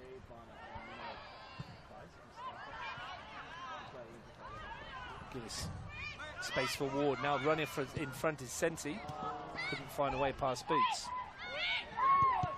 Just had a message from someone who obviously didn't tune into the pre-game and said, "Oh, Riley McQueen's a forward now." And I said, "Well, as I spoke to her before pre-match, and I asked her if she was a forward or defender, she just said she's a left-sided player. So pick and choose. Can play anywhere she wants down that left side. Yeah, well, absolutely. not anywhere she wants, anywhere the coach wants, obviously." I've tried doing that myself as a player, just playing anywhere I want, and you know what? didn't last in the team very long. Is that why you're on comms now, Oh, Russ? 100%. Yeah.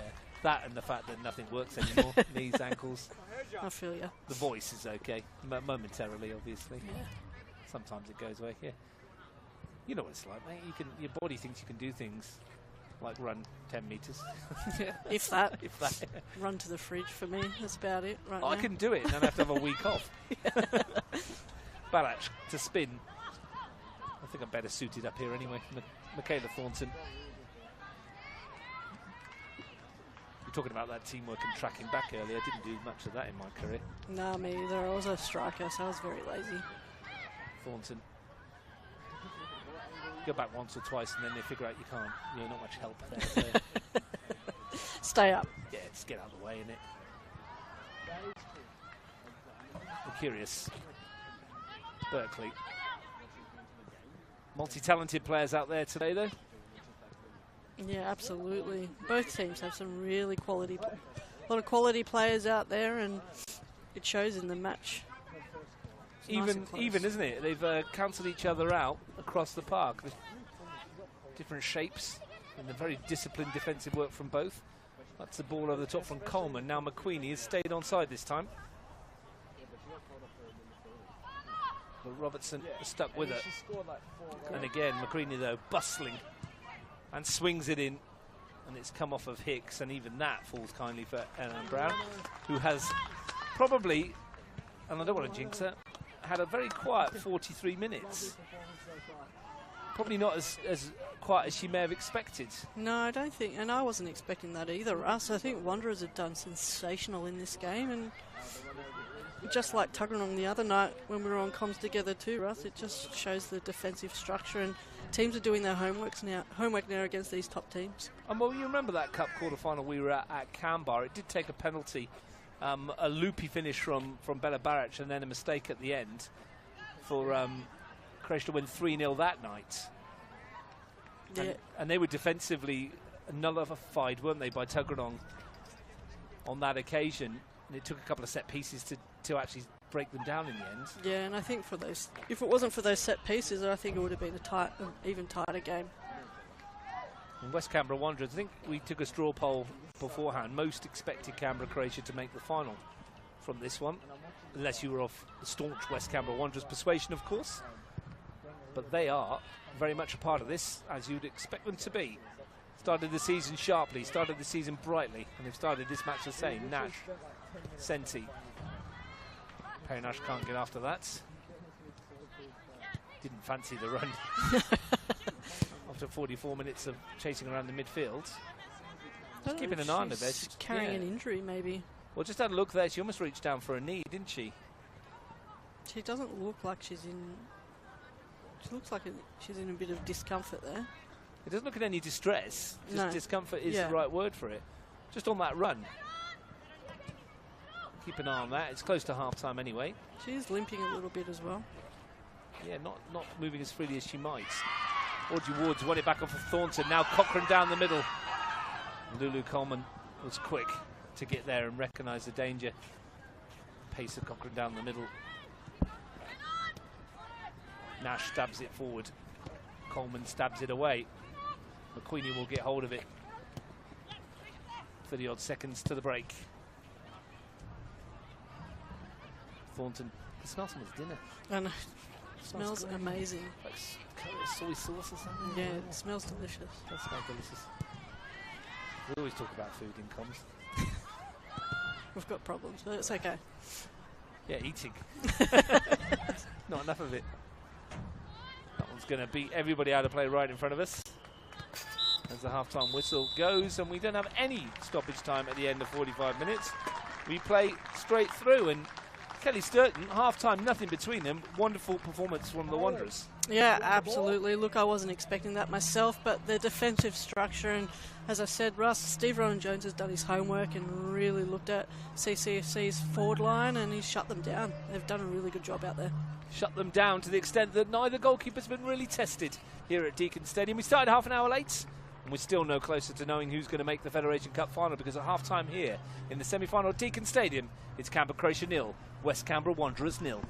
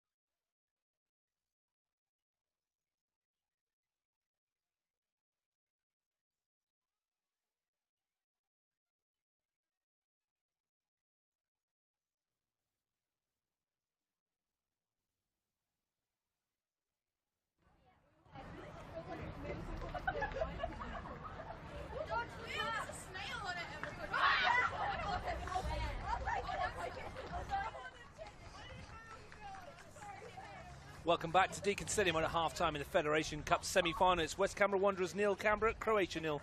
Brought to you by Australia Cup sponsors Allstate Towing. Broken down or been in an accident? Give Allstate Towing a call, your 24/7 local trusted towing company. Electro Tinj, proudly supporting the Capital Football Australia Cup qualifying rounds. Deakin Club, the family-friendly football club. Kitro Excavations for all your excavation earth-moving needs. Rhythm Snowsports, ignite the stoke. Canberra PC Repair, IT support when you need it most. LJ Hooker, for your real estate needs, contact Lukas Cole at LJ Hooker.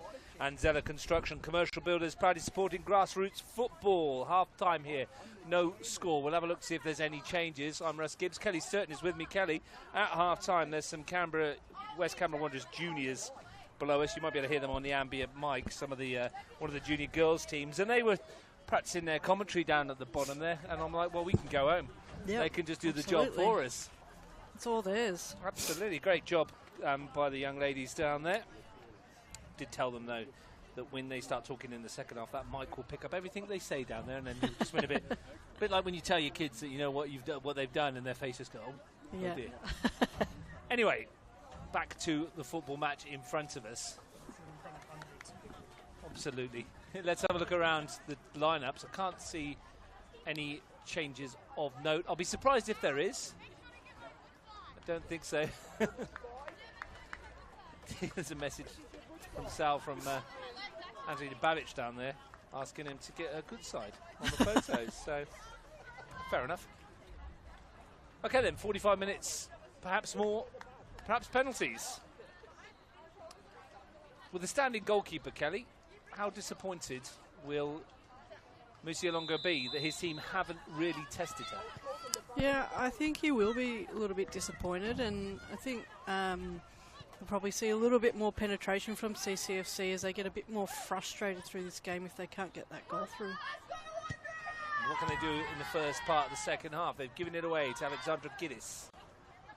Showed too much of it to Mercurius, and Summers will send it forward looking for Angelina Babic. Zachman. And that will skip away off the surface. No more rain since the pre-match. It's playing very true. What also was playing true was the pace of the players, and they were all moving pretty quick in the first half, but not as quick as you and Justin did to the canteen at half-time. I was starving. I mean, where did your chips go? They were like, I thought you'd bring some back, but they were gone. No, I inhaled them. 60 seconds. Yeah, absolutely, you need to. Got to be ready for the second half. Justin Kapowski on the camera helped himself to a Chivapi roll rather. Demolished that as well. Yeah, dear, oh dear. Meanwhile, I sat down here and spoke to Declan about substitutes. He's doing his job. Yeah, absolutely. Zachman forwards towards Angelina Babic. Great hands, Sal Giovanazzo. Nikias with the throw. Cochrane. That might break for Perry Nash, who looks to have shaken off whatever that was at half-time, and Cochrane might be in behind here. Really strong challenge. Was it overly strong? Referee says no. Get your thoughts in a minute, Kelly, as Giddis sends it in. Look, I think that was a fair challenge by both. They were both pulling each other, and I didn't see anything wrong with that. There is one change to the second half. You can't see it at home, but Kelly's put the big coat on. Yeah, it's cold up here now. Colder. It's a long ball forward. That will be one that will zip away, and Leonard will need to be careful. Back for Brown. Bonus of having a standing goalkeeper as an outfield player is that they're very comfortable with their feet. Yeah, and Ella Brown being in that defensive role as well knows the pressure that should be under, so she's quite calm on that ball. Perry Nash looking for Allegra Sensi.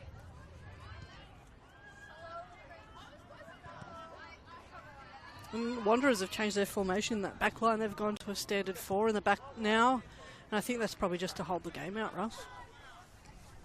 Yeah, it looks like that way, doesn't it? Robertson, Hicks, Leonard and Nikias across the back 4. The offside trap that they implemented in the first half was a big part of their game, and it was spot on. Yeah, absolutely, and hopefully Leonard at the back is still controlling that really well. You can see her drop her line quite a bit once CCFC penetrate forward. Tisha Babic. Berkeley helps it wide. McQueenie got caught in two minds. Here's Audrey Ward. Looking for the run of Giddis round the back. Angle wasn't quite right on the pass. Eddie Summers very easy in the end. Happy to bowl it out to Babic. Croatia have scored at least one goal in each of their last 17 matches played in all competitions between these two teams. They intend to score. In history of matches between the two clubs in the NPL era, there's only ever been 2 0-0 draws. This is a very much of an anomaly of a result so far. Quite class there by Ella Brown, just nice and calm. Had that pressure on by Bella there. Has given a team opportunity to press forward. Nikia striving forwards. After conceding just 3 times in opening 4 matches, Wanderers have shipped 4 goals in the last 2. But it's still not a lot. And they were seeing why tonight. Defensively very sound at the moment. Yeah, very, very well structured in that back line. And the longer this goes on, the more they will feel that they can create that one chance which might well spring what would be a bit of a surprise. And I say that with all due respect. At the moment, you're looking at the league table. West Canberra are actually above Canberra Croatia on goal difference. So it wouldn't be that much of a surprise, but in the scheme of the history of things between the two clubs and who's won what and how many trophies they've racked up over the years, it would be counted as a cup set. Oh, absolutely. Look, we do look at the history of the game, and Wanderers have unfortunately been that bottom half, but it just shows now how far the club's come, and the coaching staff are putting the effort into the girls, and they've come a long way, and this game could go anyway. But when they played here in that cup final a few years back, and they were right in the match for long spells, and then a couple of late goals blew the score out to 4-1. They felt like, I think it was a big day out for them, wasn't it? It was one of those cup finals they weren't expected to be in, and they got there. I think if they got there again this year, they would look at it as more of an achievement, going, well, we expect this time. Yeah. You know, last time it was maybe a surprise. This time it's like, well, this is what we're building towards. Yeah, absolutely. Look, it would be a massive achievement for the club, for them to get to the cup final, but I think they got to back themselves a little bit more as well. Thornton brought down. Free kick will go the way. Yellow card will come out for Steffi Nikias at the back. Stephanie Nikias, first player to see yellow. What I think I'm trying to say in a roundabout way, Kelly, is the mindset's different, isn't it? Yeah, absolutely. These girls have come out very well willing to win this game, and we don't see their heads drop at all. They're very positive out there. Well, Ellen Brown's not had a lot to do so far this evening. She might now. This is Bella Barrach's range. She can dip them and swerve them. Dead centre. She can pick a side. Barach over this free kick.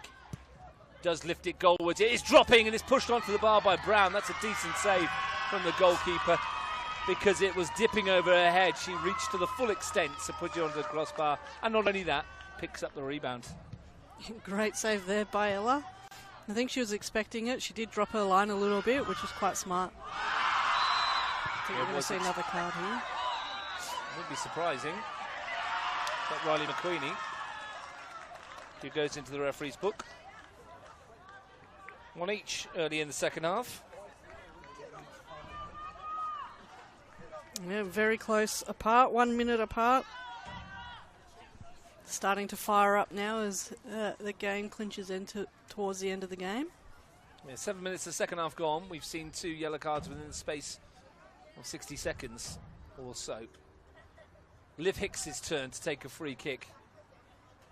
5 to hit in the area. Giddis, Ward, Nash, Cochrane, Senti in that order from back to front as you look at it. Whole line of Canberra Croatia defenders as well. Can Hicks find the right delivery? It's got nice shape on it. Can't get past. I think it was Berkeley, Thornton who got the header away. And this has been the problem for Croatia. Bella Barach ploughing a lone furrow. And not much in the way of support. Yeah, there's not much of an outlet up there. It's a chance on the overlap. A pacey run by Robertson from fullback. Great defensive run there, though, by Tiana Boots, just covering that off. Good work from both players down that flank. Juliana Robertson, who, as I said, was a late inclusion. The team I was given this morning had Zoe Halpin in it. So what happened to her, we'll find out. From Steve Rowan-Jones. The nature of the game at this level, isn't it? You never know what happens. Someone's had a bad day or feels sick or what have you. We are entering the flu season. Barach looking for Berkeley, both very much goal scorers. McQueenie bounces off Angelina Babic. Nikias nowhere to go, so quite calmly takes the time and finds Leonard and Hicks. This game is there for the taking, Kelly, and I'm just wondering which coach will be brave enough to make the tactical switch or the substitution that might win it for them. Yeah, it looks like Britt Palombi is warming up on that sideline there. Often has a say in big matches down the years. Not often from the bench, because usually she's in the starting 11. I think Not been fit for a while now. it'd be good to see Britt back out there, and I think she's going to make a difference for the CCFC team. I think she's going to be that outlet for them with Bella. She played in the reserves on the weekends and scored. Of course she did. That's what she does. And then came off the bench in first grade, so easing her back into action. Trying to get those match minutes up for her. Thornton. Physical midfield presence. Mercurius to send it forward. Leonard's read it. Barach is sneaking up, and so Leonard does the safe thing. Almost 10 minutes of the second half gone. No goals. Barach. We've not seen many chances of note too much. Not in this half. Not even in the first half, actually, Russ. We haven't really seen the keepers being tested at all. Closest we've come is that one that from the Barach free kick that was pushed onto the bar by Ellen Brown.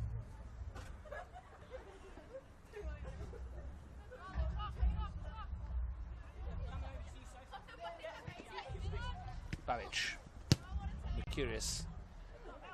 Taken back to MPL football like the proverbial duck to water, Sophia Mercurius. Plenty of time away from the top level. Has played 105 matches in the Premier League. Some sensational stats out there between all these players. It's really good to see that Canberra football has just built those grassroots players and they're staying within the sport.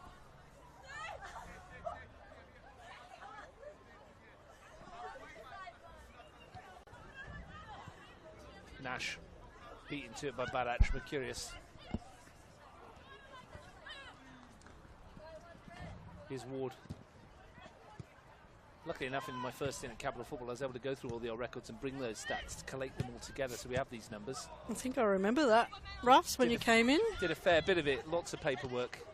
I think there was a lot of folders being brought out in the office, Russ making a mess. There are a lot of folders. A lot of folders. Worth it in the end, though. I think it's important for the players to know their stats as well, and important for history of Canberra football. Without that, we don't know what these players have achieved. Do like my history of football. Canberra Croatia have it. Canberra Croatia look like they're making changes. EJ Norris is one of them. I'll leave you to guess the other. It's Britt Palombi by the looks of that, Russ. Certainly is. Very much so. Monsieur Longo's going to twist first. Anthony Timotheo has asked, what's the date for the... Is he looking for the cup final for the WA now? The cup final for the Women's National Premier League? Well, Anthony, first weekend of June, I think, so something like the 6th. Yeah, it's normally along that long weekend or just after. I think it's the 6th of June. Or 4th, maybe it's the 7th. It's whatever that Saturday is after Wednesday the 4th. So it's probably Saturday the 7th.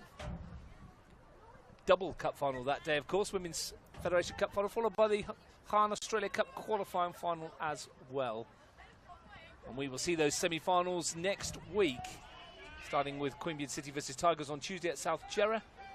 Tuggeranong United versus Canberra Croatia from Canberra on Wednesday. Canberra Croatia have a corner. Two heavy matches in the men's game there, Russ. It'll be very interesting. You think Tigers would come away with a win against Queanbeyan City, but you never know. Well, many people would have backed Monero Panthers to beat Queanbeyan City in the Clearwaters Derby on the weekend, and they didn't. City, of course, winning 2-1. Memorable occasion for all connected with that club. Barach to send it into the area. Well met by Leonard again. Been stalwart back there. Defensive work. That's a nice turn from Senti. Haven't quite found the link up with Cochrane just yet.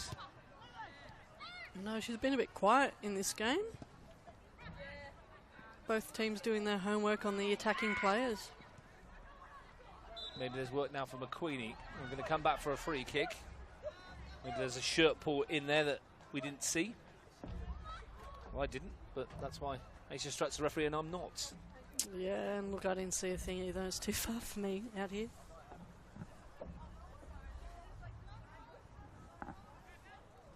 Bella Barracks to take the free kick. Turn of Canberra Croatia to send plenty forward. 6 of them on the edge of the area. Everybody in a one-strut. Bar Cochrane back behind the ball. If this was a bit closer, they might have subbed Britt Palombi on just to take it. Barrach. Now bounce off the surface straight into the arms of Brown. Both subs are champion at the bit to get on. The ball hasn't been dead for them to do so just yet. Not a bad clearance that from Brown. I bet you Ella's hoping that a team scores here so it doesn't go into penalties. Well, what a story that would be. Ellen Brown in goal in a penalty shootout. Now then, McQueenie is off. Palombi is on. Angelina Babic is off. EJ Norris is coming on. So that might be a change of shape unless Norris is going to play up top. Jamie Berkeley's already dropped into the middle, it looks like, and Barach back into midfield, so all change in terms of shape, maybe. Britt Palombi out to the left-hand side where she does most of her good work. So figure out what they've done here, if you can. Has Norris gone into holding mid? No, I think she's coming out onto this wing area here. And Barach is sitting centrally as that pocket holding 9-10, you'll see. Berkeley playing down the middle maybe as well. Yeah. Who knows? We'll see how it figures itself out in the next. I think you'll probably see the interchange between Berkeley and Barach as a false 9 and an attacking 9 there. Is it a flatter 3 with Letitia Barrage at the 6 and maybe Thornton and Norris attacking? We'll see anyway. It's intriguing. It's always a fun game to guess Well, formations. it is, because when you see EJ Norris playing, usually this is a right fullback, but that's where Nadia Zachman's positions, and she's not playing herself there. It's out on this right-hand side of midfield / forward for EJ Norris. Interesting. Here's Britt Palombi's first involvement. Left-footed ball in. Leonard does well. Hicks helps out, and Ward can bring it away. Robertson. Loose one. Coleman. Norris. Clipped forward by Babic. Norris. We could just say Babic now that Angelina's gone off and Letitia's left. Only one Babic on. Had the terrible news down from Ugali that there's another Donadel coming through the ranks as well. So there'll be about 6 of them. Oh, I was like to Luke Santlin, you ever play all of them in a game and I'm out. Commentator's worst nightmare. Yeah. What do you do in that case, Ross? You have to call them all by their first full names. It's incredible. I think they should go Brazilian and just go, just by their first name. Yeah. That's it. Most of the time you can just say Donadel and you'll be all right. Yeah. It's one of them. As long as they don't score. Yeah, well, that's true.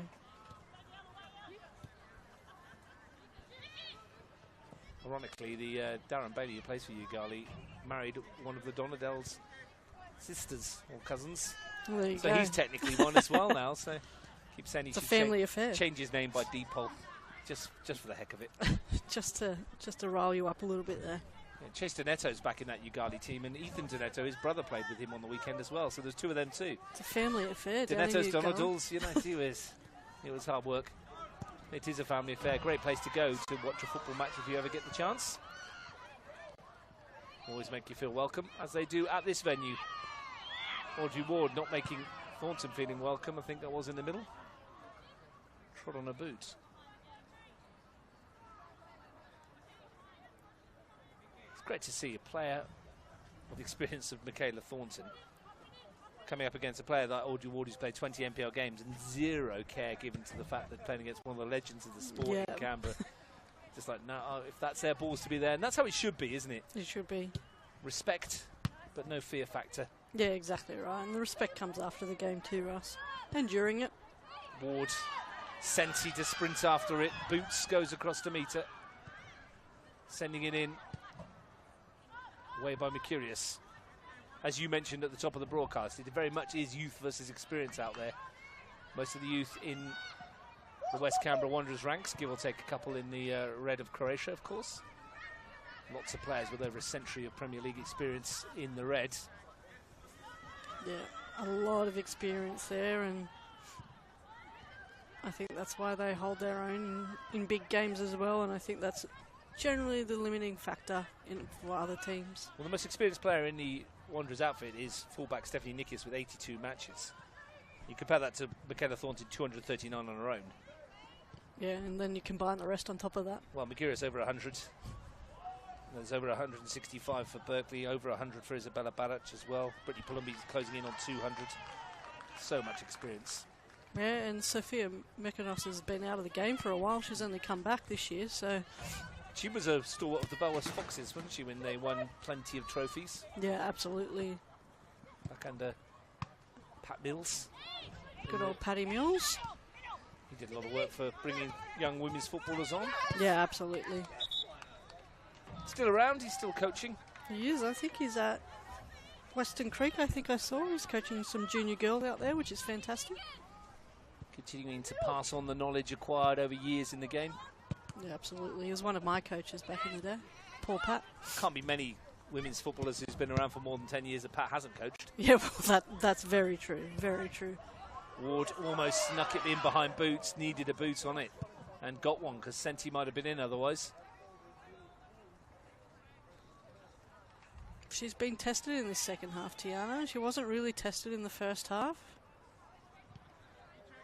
Robertson's got forward a lot more than she did to add to that overlap on that far side, causing issues for Boots. And that's the trouble when you play a back three, and if they've got some quick forwards and they do those overlapping runs, it does make a difference. Chance for Giddis, didn't actually got there. Bit of an error there by Sophia. Might have stolen in.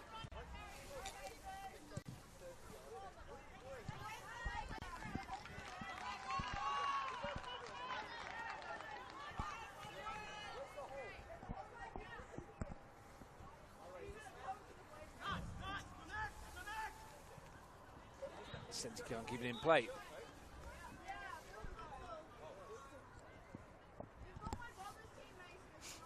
Looks like CCFC are going to make another change very soon. Well, they're trying to find a way through, aren't they? And they don't want this to go to extra time. They want it done and dusted when they can possibly do so.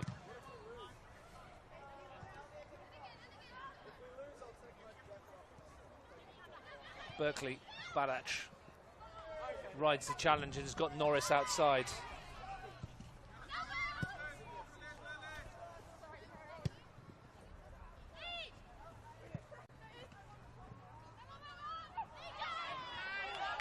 Norris again. Can't quite squeeze it through the gap, looking for the overlapping run of Zachman. Good little challenges out there, back there between EJ Norris and I think it's Perry out there as well. Another change for Canberra Croatia. Amy Buongiorno comes on for Letitia Babic. Third change for Canberra Croatia. West Canberra Wanderers yet to twist. They're sticking with what they've got.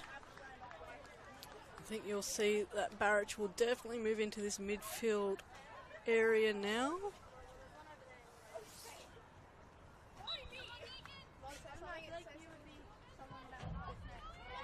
Zachman into the penalty area. Hicks took command of the situation. Norris tried to stab it goalwards to keep it alive.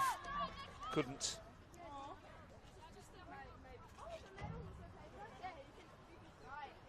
right about now, Canberra Croatia just starting to put a bit of influence onto this outfit,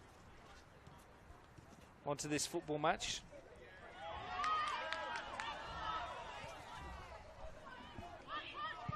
Swung into the penalty area, looking for Norris, who's come in, and that's a fine stop by Ellen Brown. EJ Norris met it on the half volley, and it looked like it was going to find its way in. And Kelly Sturton, she's just saved her side. Ellen Brown with a top stop. That was a sensational save there by Ella Brown. Very good reactional save there, especially for someone who never played keeper before, and she's jumped in, and who knows, Russ, it could have been the save that saves Wanderers. Wonderful stop.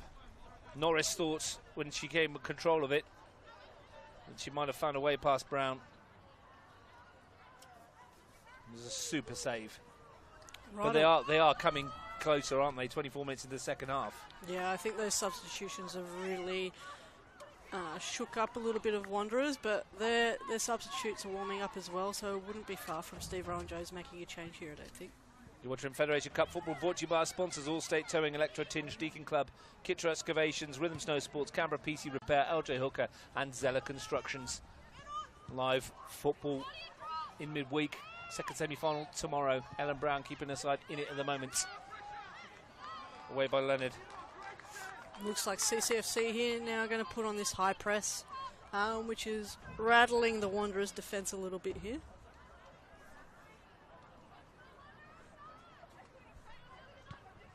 Barach's touch. Has it back again. Swings it in towards Palombi. Good take. Brown again. Standing goalkeeper? I don't think so. No, I think she's cemented a role here. We hope to see Gabby back, but Ella's doing a fantastic job here too. Unbelievable job. Ellen Brown in goal. Keeping herself and her team busy. Keeping her team in it.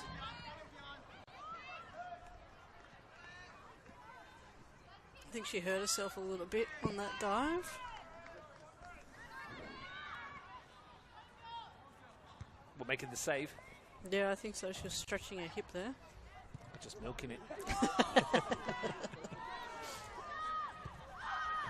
It was a super stop. It looked like it was going to squeeze away from her. It did.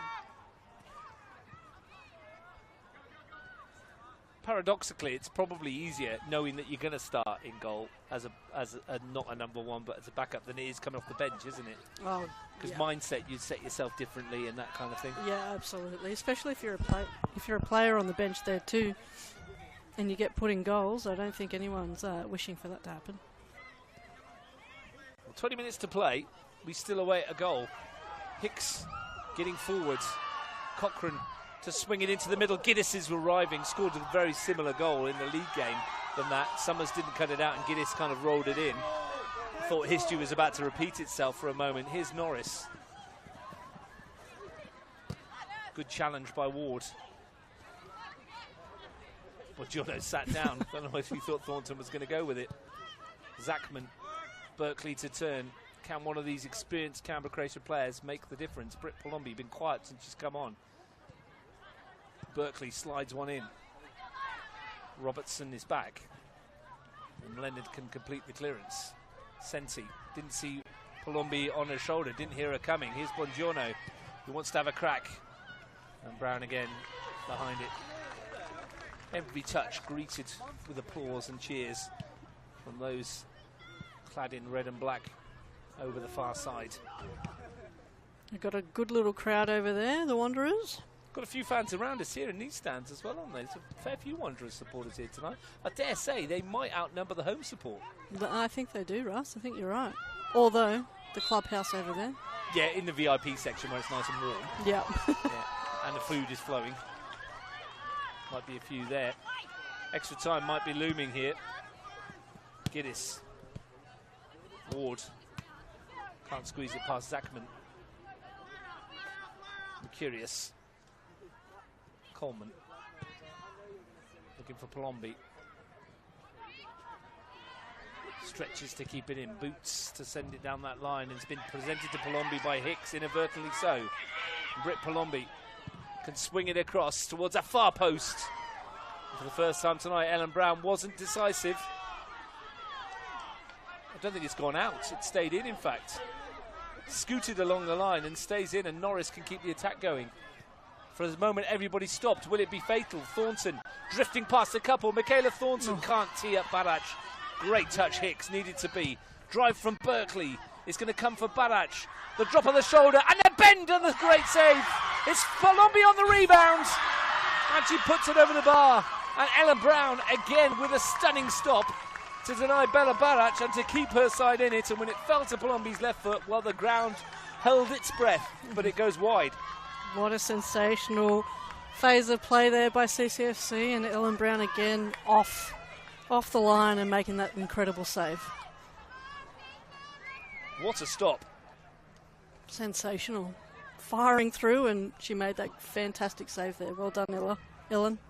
And you wonder whether a fully fit and sharp Brittany Palombi just skews that one into the top corner, doesn't she? Yeah. Doesn't miss them very often.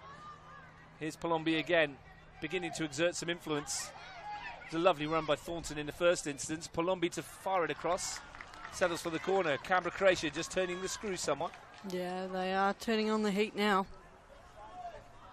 Bella Barach will take the corner kick.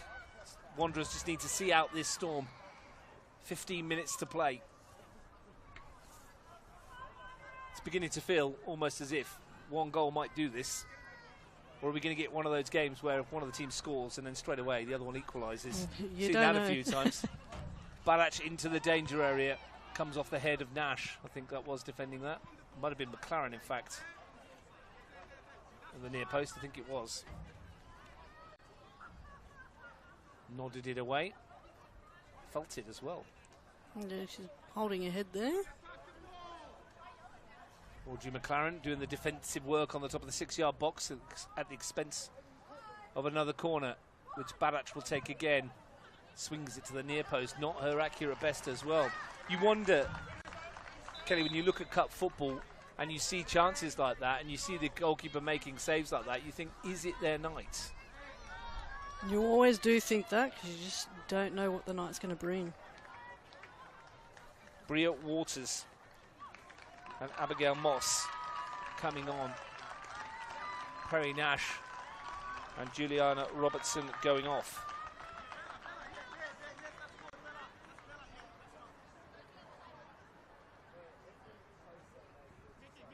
Interesting changes for the Wanderers, their first of the night. And see where everybody's going to position themselves. Waters has gone up top on the right.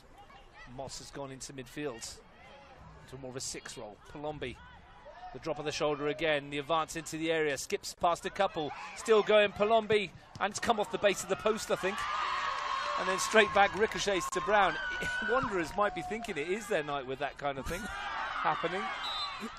They've got a free kick here. It does feel like one of those cup nights, doesn't it? It does, where anything yeah. like that could happen. It's the magic of the cup. Anything can happen in this game, and it's just proven that. Can they find a way? They need to find a chance. Few and far between in this second half for the Wanderers. Liv Hicks over the top of it. Touch wasn't quite what was needed from Audrey Ward. She'll still battle for it though. Scooped in the air by Leonard. Won by Waters. Comes for Moss. Clips one out for Waters to chase. And the pitch beats her. So the first change is from Steve Rowan-Jones. Some fresh legs to counter what was becoming a little bit of Canberra Croatia dominance for that 5 to 10 minutes. Ellen Brown suddenly called into action more in the last 5 minutes than she has been for the entirety of the previous 70. She has, but she's proven herself out there as that standing goalkeeper. Norris putting the pressure on Nikias. Happy to get rid of it. Time ticking away, and extra time looking more and more likely.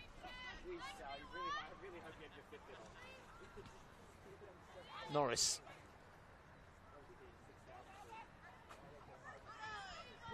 looking to drive through. Bad news for West Canberra Wanderers is Sal Giovinazzo is aiming, the camera guy, aiming to go up the far end of the field, which often means he feels there's a goal coming. If he's swapping ends. It's like Notre Dame's. Mercurius. Thornton keeps her feet. Moss was the shadow. Great ball. It's a stunning ball to Palombi. Half cleared. Ward got rid of it. Clipped back by Mercurius. And where's this going to bounce? Brown under it. Marks it like an AFL ball. So comfortable, the goalkeeper, and showed she can make some saves as well. Yeah, she's not looking rattled at all, Ellen. She's had everybody guessing for years, thinking she was an outfield player. One back by Boots. On that far side, it's Palombi. Boots again. Just feel that Canberra Croatia are building a head of steam. Thornton. Maybe West Canberra Wanderers are tarring a little. Berkeley looking for the angled ball.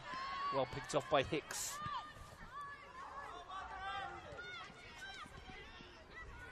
Barach steals it back. And here comes the run of Buongiorno. Stabbed away by Nikias. Just a heavy touch there. Mercurius across to win it. Thornton, quick scan to see where the cover was. Boots. Palombi. The tide turning a little bit in favour of those in red. You can just sense it. Barach is brought down. Free kick goes away of Croatia. And a chance for Palombi to lift it into the danger area. This is her windmill here. She loves a little bit of a free kick on outside the box too. So this is in her wheelhouse. It'll be interesting how they play this out. Well, she can whip this in and cause problems for Brown. It's a bit tight for a shot at goal, I think. Never put anything past Britt Palombi though. But loads of red shirts to hit in the box. 6 of them in total. Zachman on the edge of the area is taking up a really nice position too. But Palombi's going to deliver this with this devilish left foot. Whipped into the danger area, and in fact, it was a horrible free kick in the end. After all that build-up. Yeah, it was unfortunate. I don't think that's what they planned it to be. Radar very much off for Britt Palombi. 9 minutes of regular time to go. Zachman. Good ball inside to Barach. Lifting it towards Buongiorno. Hicks away. Ward put a body in the way for Giddis to take it. Who's then skipped away from Bella Barach. She'd gone down, she'd have got a free kick there, Alexandra Giddis. Yeah, and I think Barach would have got a card there too, a little bit late. Yeah, the honesty of the West Canberra Wanderers winger possibly spares Barach. It's come off Nikias. But it does feel like a lot of it has been played to our right now. Yeah, absolutely. It's definitely, tables have turned a little bit from the first half. Nikias. Clipped away. Berkeley finds Barach. Turn. Comes out as far as Boots, who's very ambitious. An effort from 45 metres.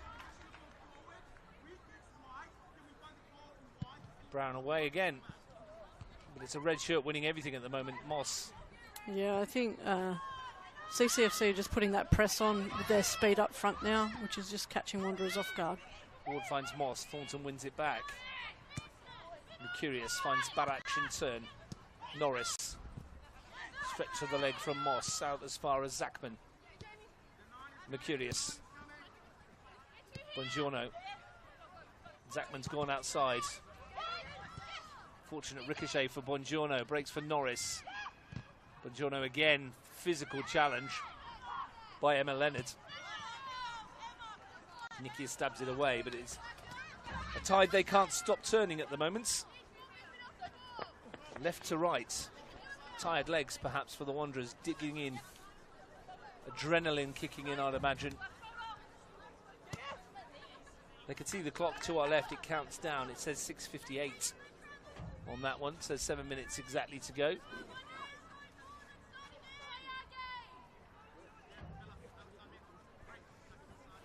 It's a very different game to the first half, with CCFC holding the possession majority of this second half. Nadia Zatman with the throw. Berkeley. Great win by Ward. Runners ahead. It's one for Waters to chase. Boots has gone across. Waters sticks to it. It will be a Canberra Croatia throw, much to the disappointment of the Wanderers fans over there. Tiana Boots tried to steal about 10 metres. Just wanted to walk it up the park a bit. Barach against Moss, different size heights. It will be a Croatia ball, edging up that touchline.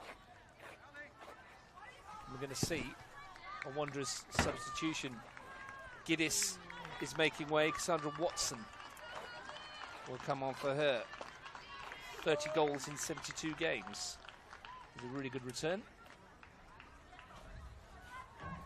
It's going to go into defence here and send Liv Hicks further forward. Interesting call. Hicks has been really good back there defensively. She has. What can she bring to the front third? Boots with a throw. Bongiorno couldn't get it under control. And the Wanderers, well, not exactly hanging on, but they're having to do a fair bit of defensive work at the moment. And Barach has stolen it back. Looking for Norris to take on Nikias. Zachman wants it in support. Trying to manufacture a crossing opportunity and does so. Clearance completed by Abigail Moss. Comes out only as far as Luella Coleman. And that ball's going to squeeze its way through to Palombi, who lines up a left footer. Rather shanked it, but it might have been a cross in her defence. It's found its way to Norris in either way. Zachman whips one in. Bounces awkward, comes to Barach, looks to bring it down, comes out for Thornton, doesn't try the efforts. Berkeley does, charged down brilliantly by Hicks. Something's building here. Waters can't get it forward, might have been able to get Cochrane away here, and they still might. Here goes Sensi. Cochrane got a heel on it. Well, this is a proper cup tie, cut and thrust. It is, it's sensational. 4 minutes to go. Is there a winner in normal time? You might be messaging your mother-in-law again, Russ. I know, that'll make me very popular, won't it? At least the kids are in their pyjamas already. Ward's won it back. Wanderers might make all that moot. It's 3-on-3 momentarily. Here's Cochrane up against Boots. Loves these positions, Tamara Cochrane. Backs herself, but can't get the shot away to test Ellie Summers. It got the crowd excited, though. It is Michaela Thornton in the back play here. Just got knocked in the back of the Achilles, I think. Struggling to make her way back. Well, it has been an absolute war of attrition between these two. Nothing given, nothing conceded. Zachman. Berkeley looking for the run of Palombi in behind Sensi. Wonderful angle ball from Jamie Berkeley. Britt Palombi ghosts inside and then was looking for the run, and it didn't come, and the pass fizzes away and time ticks on with a Wanderers goal kick. 87.5 minutes of cup football, no goals.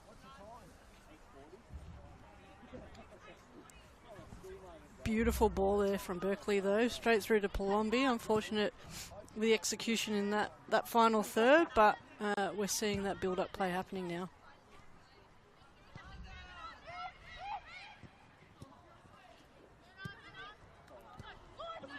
Can they win it in normal time?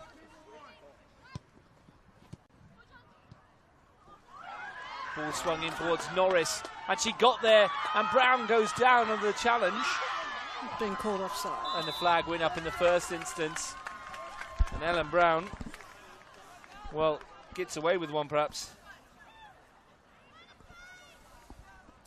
Agreed there, Russ. I think if that wasn't offside, I think they was heading for a penalty there.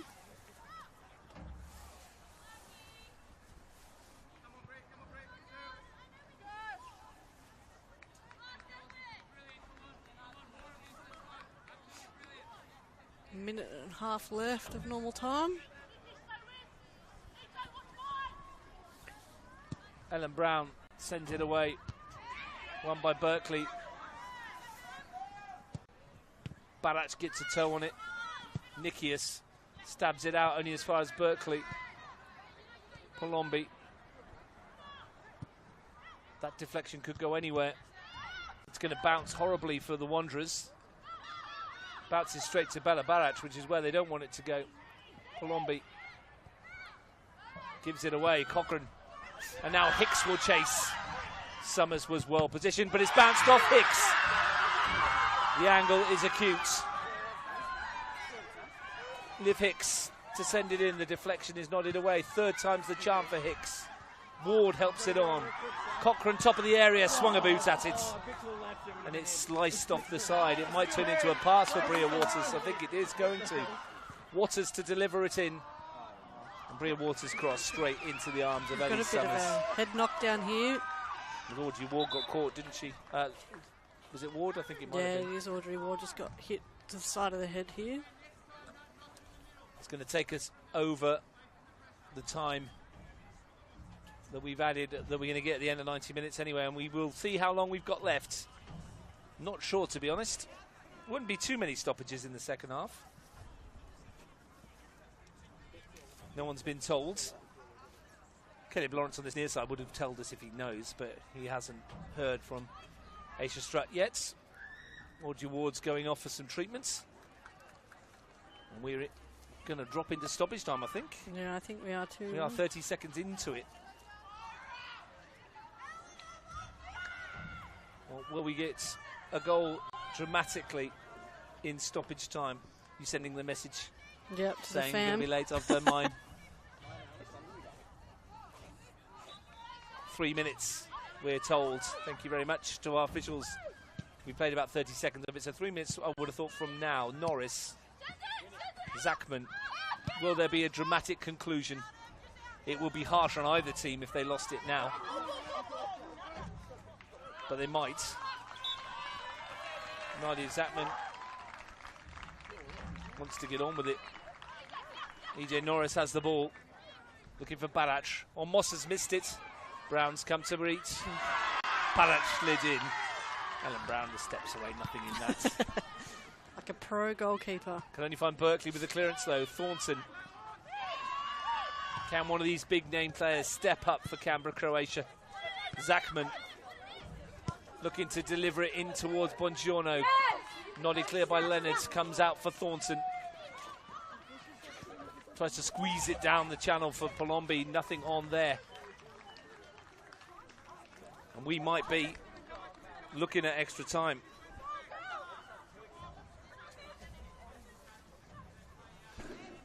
Excuse me. It's all those delays at the start have now led to the end, It's travelling on. Us, isn't it? Ward gets the touch on.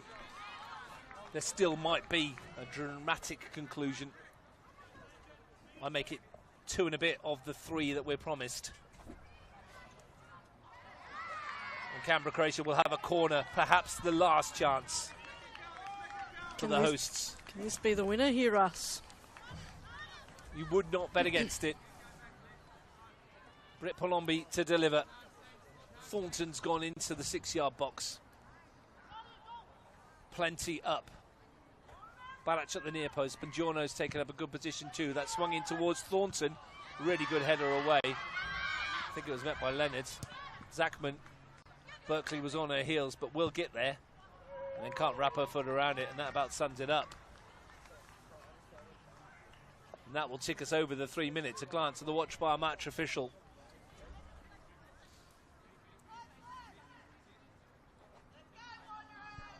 Ellen Brown to clear.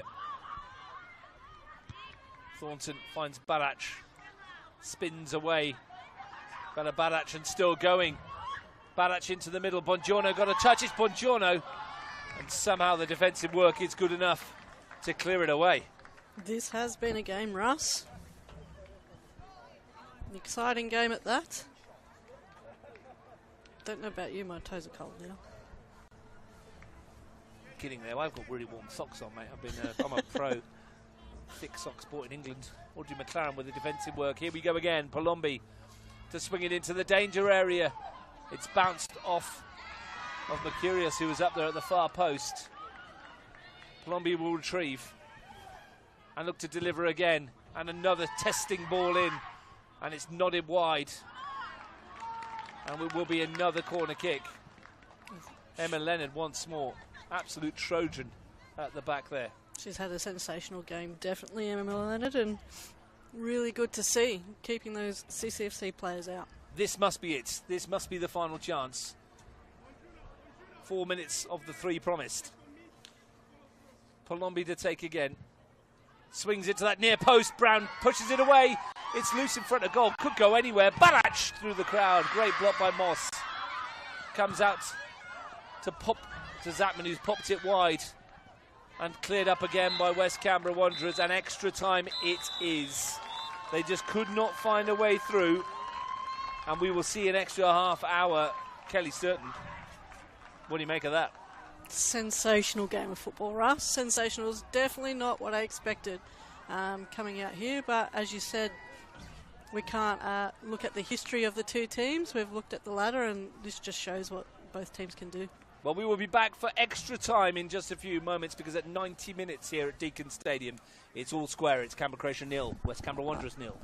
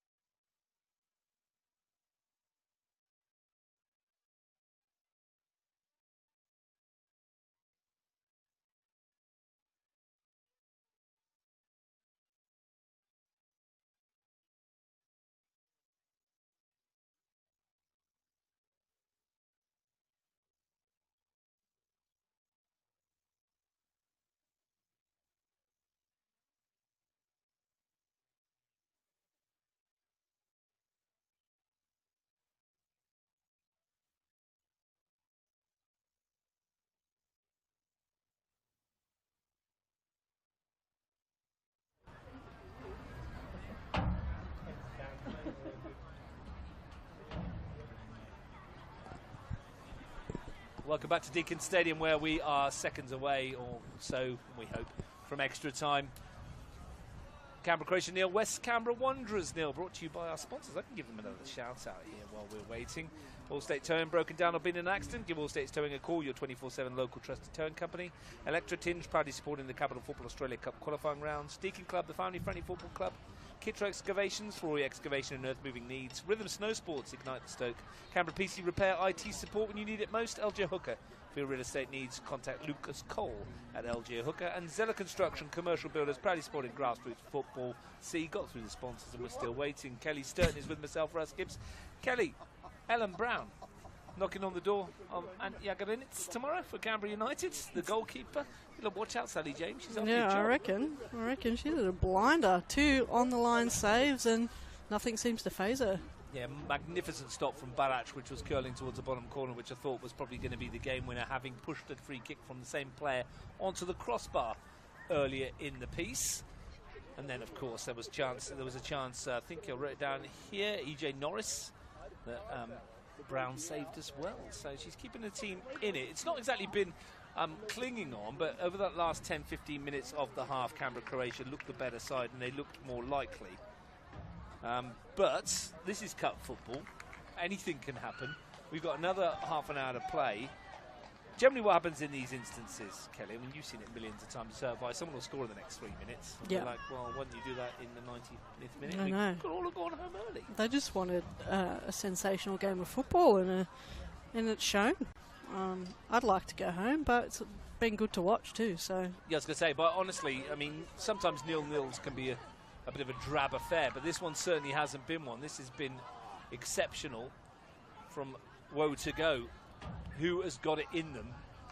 Have we seen another switch here to 4-4-2 maybe?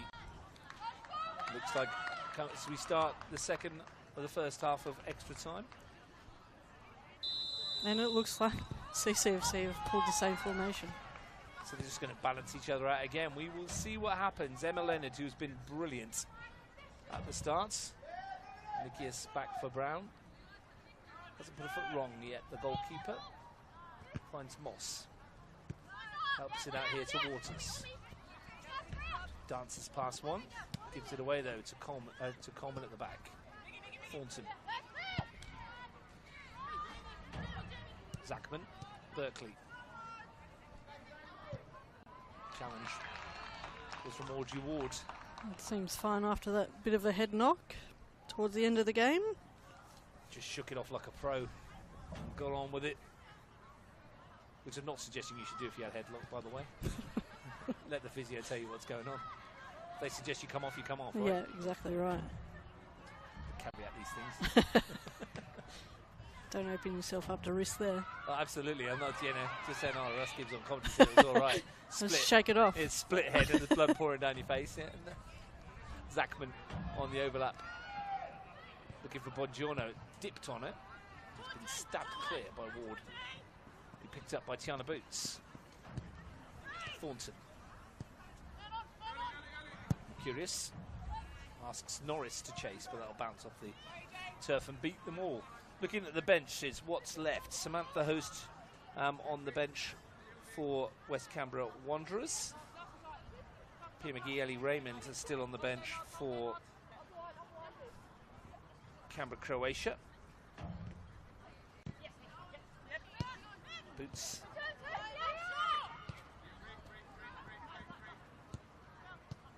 Really good steady play here from CCFC, just being patient, waiting for the ball to fall at the feet. Looking for Norris. They've actually got Ash Mitchell on the bench as well, of course. Deal with the Wanderers. Bongiorno runs into Ward. Can she find Tamara Cochran? Sends it wide with the pass. Might be better off sending that one straight down the middle for her to get onto. Yeah. Easy for us to say here after 93 minutes of football, isn't it? I don't know. My legs are sore. Mine too. Palombi to send it in. Norris stealing in. Was half a yard away from getting hold of it. Yeah, I'm a bit sore here, to be honest. Stretch it out in a second. We have been standing for more than 90 minutes, Russ. It's got to be good for the calorie intake, right? You're burning off those. Do you burn off calories standing? I think you do, don't you? I hope so. Yeah. I do a lot of it. All those chips are gone.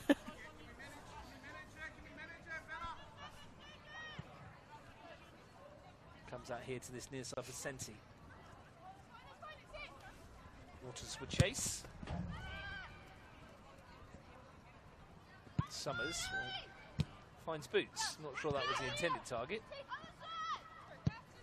Coleman comes off the shins of Senti.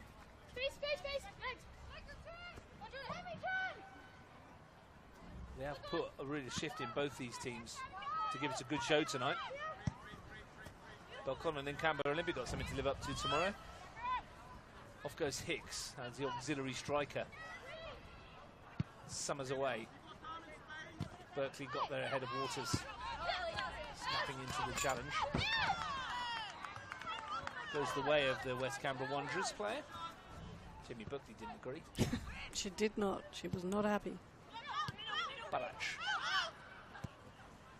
Berkeley, the Croatia skipper, and Norris will chase. And Emma Leonard's there again, as she has been inexorably for 90 plus minutes.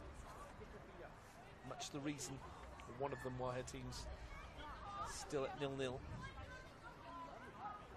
She's been sensational in that back line, Emma Leonard. Pressure mounting again from Croatia early in the start of the second half. Looking to see if they can get this throw into a dangerous area. Boots will take. Bongiorno held it nicely.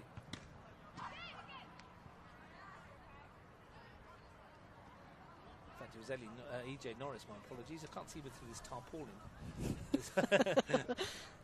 Kept little hole there. Kept the rain off us, but keeps us from seeing down the side. There's an injury here. Not sure who it is too. One of the Wanderers players. Gives a chance to remind you that we'll be the AS tomorrow. Canberra Olympic versus Belconnen United. Whoever this is down. There's a little bit of concern, isn't there? For her. Is it Audrey Ward gone down again there, Russ? Could be. I'm just trying to do the process of elimination around who's stood up and who's around. And she has gone down. I think it might be her. No, she's there walking away. No, she's walking away. So who might it be? They're in an awkward position, whoever it may be. It does look awkward, doesn't it?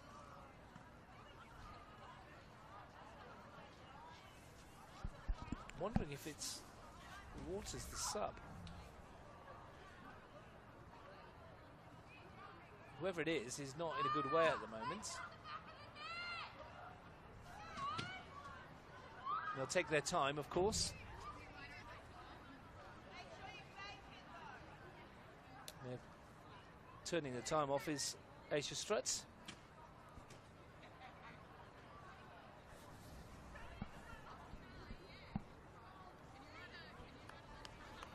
Seems to be okay. Took a while. Not even sure what happened, to be honest. Did they wear a ball in the face, maybe? Yeah, I'm not sure either, Russ. I didn't see that one occur. They play with 10 at the moment, the Wanderers.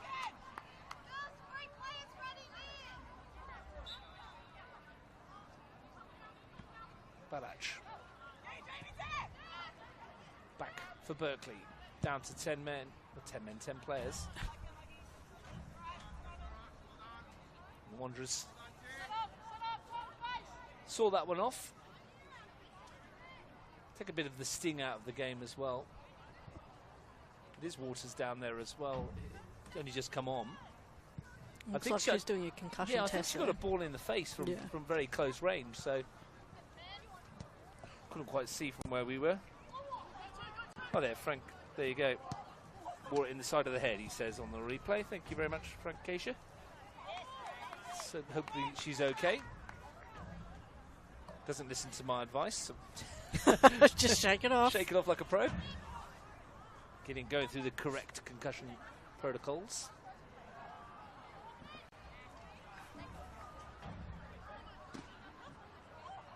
Fingers crossed for Waters.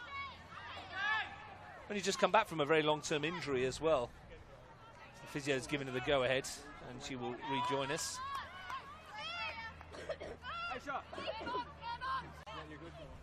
Sounds like a bit of a cold as well. Yeah. Ambient mic. Here goes Thornton. Feeling the side of the head, I'm sure it hurts.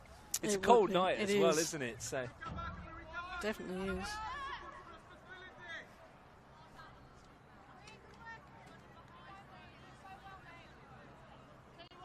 Bria Waters will keep an eye on her as well.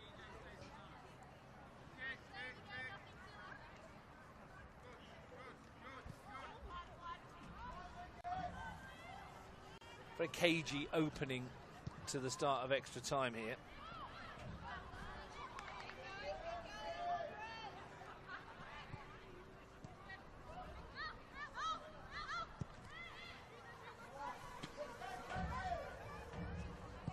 Ball swung into the middle, nodded away. Comes out to Buongiorno. Again, the deflection. And Brown will go to meet it. Palombi was with her and got a bit fortunate. Do you think Ellen Brown there is really hoping that it doesn't go to penalties? I think so.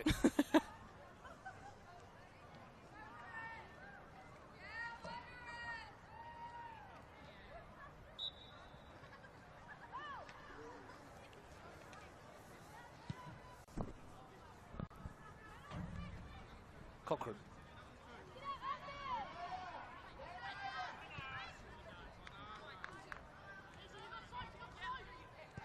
Coleman. Both teams looking a little tired out there now, Russ. I know how they feel. Zachman. Berkeley beaten to it. Cochrane still snapping away. Hasn't had too many sights of goal today. No, she's been a bit quiet up there, hasn't she? They just haven't found her feet. Still capable if they give her that one moment. Ooh, caught one in the head there from Jamie Berkeley. You could see that from where we were. There's a yellow card coming up, but that's the thing. I think it's a bit harsh because I think Berkeley, Cochrane actually stumbled into it more than anything else. Absolutely, she jumped into it, and I think Berkeley just didn't see her in her vision there. Berkeley becomes the second Canberra Croatia player to see yellow after Riley McQueenie. Since departed the action. Ian Witherton also tells me it was Bria Waters with a head injury, like Frank did. And he's a bit cross because he thought he'd sent it first. But so now they're having an argument, now they're having an argument, yeah, on our group chat. My phone will continue pinging. I'll put it on silent. Calm down, lads. It's okay. There'll be plenty more moments, I'm sure. It's good to know that you get some people that help, though. It's great. People it watching from at home, that they can see the replays that we can't. And they can see the zooming in that Justin does so well on the camera because we don't have a monitor. He hasn't bought it today. He's got one. It's great, his monitor. Just didn't bring it today, did you, Justin? No, he usually bring a heater as well and all sorts, mate. He's lacking. He's just talking about slushies in a Ninja. Ninja Creamy. There's another one just want a free kick. They're going to get one here. Product placement of the Ninja Creamy. If you're watching Ninja, feel free to send it. We need to try the what was it? The White Monster. The White Monster Slushy. Slushy, yeah, absolutely. Sorbet mode. We'll do it. Get us a creamy. We'll figure it out. Thanks. We need 3. Well, we'll figure that one out. Let's see how it goes. You have to bring it with you. All the way by Thornton. Crunching tackle. She's just got 2 people on there. Last couple of minutes, it's just getting a bit of feeling out there, isn't it?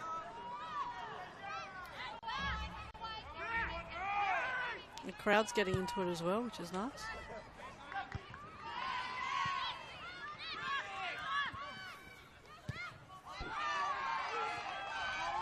Here goes Hicks. Won by Berkeley. Now I'm getting told off for looking at the group text, not watching the game. Can't win. Buongiorno sends it in. Took a deflection. Will be a corner kick to Croatia. I have to get my phone out every now and again because I want to check the time because we can't see the scoreboard behind there. 13 minutes of extra time gone in the first period. Canberra Croatia have had the better of it, I think it's fair to say, without really overly testing Ellen Brown.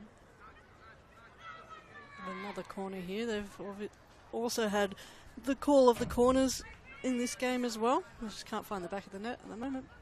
Palombi again. Thornton in the 6-yard box as per usual. Plenty of red shirts. Different tactic to it this time. They've spread themselves out a little bit more. And Palombi slips. Zachman steps in.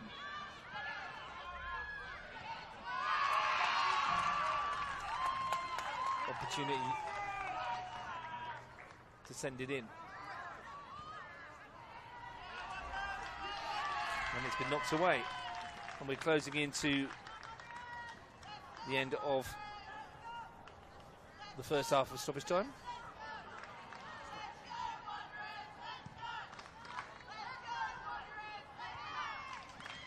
Frank's just having a look at who his competitors may be if he comes away the winner in tomorrow's match. Well, he's picked his team. I won't tell anybody what it is. You could, but you could really mess with some heads there. Absolutely. Didn't think Sam Kerr was available till next week. Abigail Moss, Bria Waters. Imagine that. You rock up with Sam Kerr up front. Signed her in the transfer window. Norris. McLaren stabs it up for Cochrane. Tamara Cochrane can't get away. Looks tired. Waters looks fully recovered. Ready to take on Norris. Back for Moss. Weighted ball for Waters. Norris comes in. And West Canberra will get themselves a set piece as we move into the final seconds of the first half.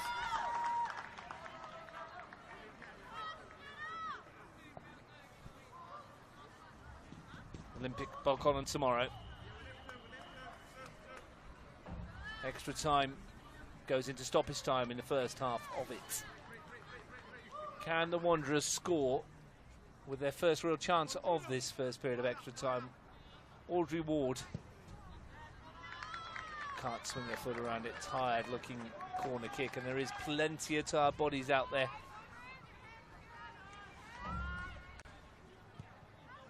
Reminder that we've got another 15 minutes and then maybe a penalty shootout.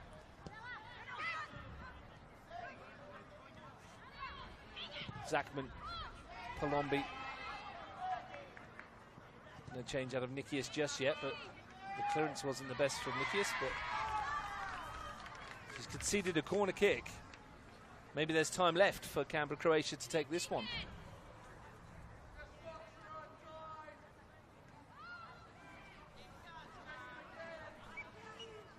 Britt Palombi to take it again with the left-footed in-swinger. Slipped on the last one. Is this one any better? It is towards Barac, won by Moss. Zachman was leaning into it. Now Moss can bring it away. Not much to hit up top. Mercurius. Do you think the Wanderers, Russ, are just trying to play this game out to go into pens? I think if at the start of the game you'd offered them a penalty shootout, they would have taken it. Again, not sure Ellen Brown would have. No, I don't think she would have put her hand up for that. Palombi had to go, charged down by Cochrane. Thornton got there to win it back ahead of Ward. And that will zip away. Zachman's offside anyway. We may be looking at a remarkable story here, though, if it does go to penalties and Ellen Brown Make some saves. Pull off the heroics. The standing goalkeeper, who's not even a goalkeeper. Well, it can happen. Anything can happen. The pressure of a penalty shootout could do strange things to many people. We've still got a few minutes to go before that, of course. 15 of them, plus whatever we're left on here. We're still going. We had no minutes at the end of stoppage time in the first half.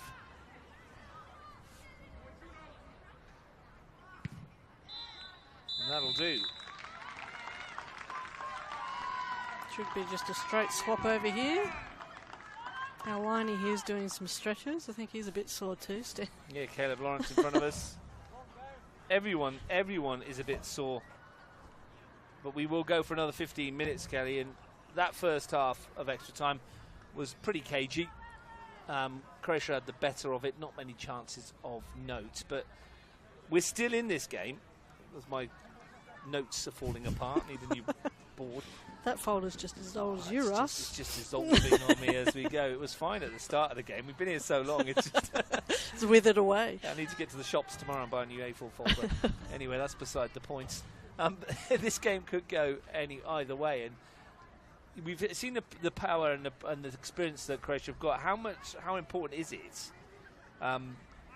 that they can use that experience in this next 15 minutes? Yeah, look, it's so important that experience plays out here. These players on the CCFC side would have been in these moments multiple times against the Wanderers players who probably, some of these girls probably haven't experienced extra time or gone into a semi-final like this. So it'll be interesting to see how those more experienced players play this out. And fitness will come into play as well in this last 15 minutes. 15 minutes to go. Plus stoppage time, plus potentially penalties.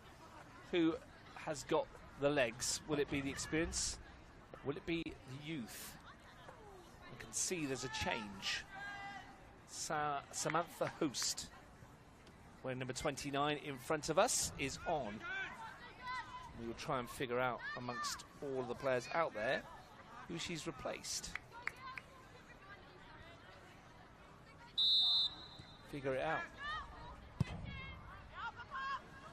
Bill Waters is still there, Moss is there. We will figure this one out for you. It Liv Hicks that's coming? The number 9.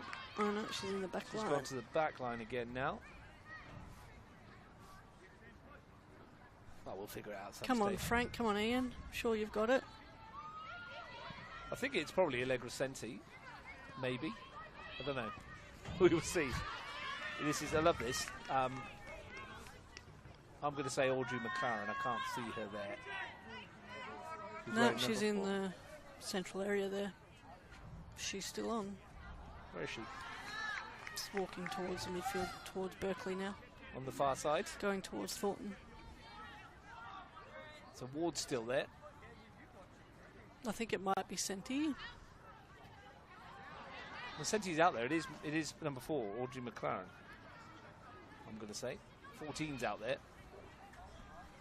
Can't see number 4. Unless you can see number 4. Nah, your eyes are better than mine. Maybe you're not as old as your folder there, Russ. I am. Forgot to start the clock. Too busy trying to figure out who the sub was. But Sam Host has gone up front. This has precipitated a shuffle again, hasn't it? Because Hicks has gone back into defence. And Cassandra Watson's dropped into midfield where Audrey McLaren was. So there you go, there's the change. Oh, for a 4th official with a subs board.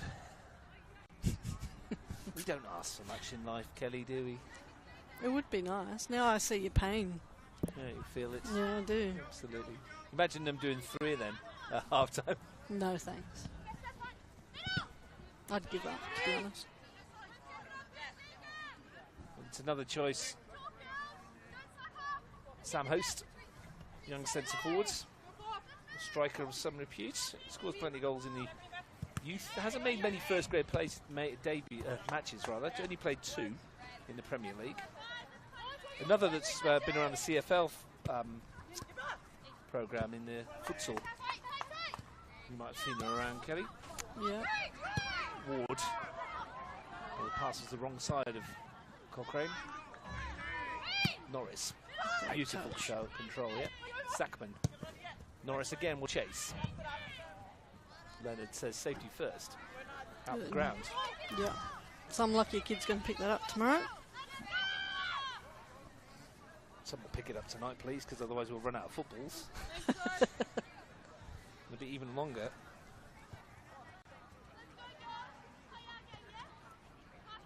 Nadia Zatman with the throw. Berkeley. Shinned away.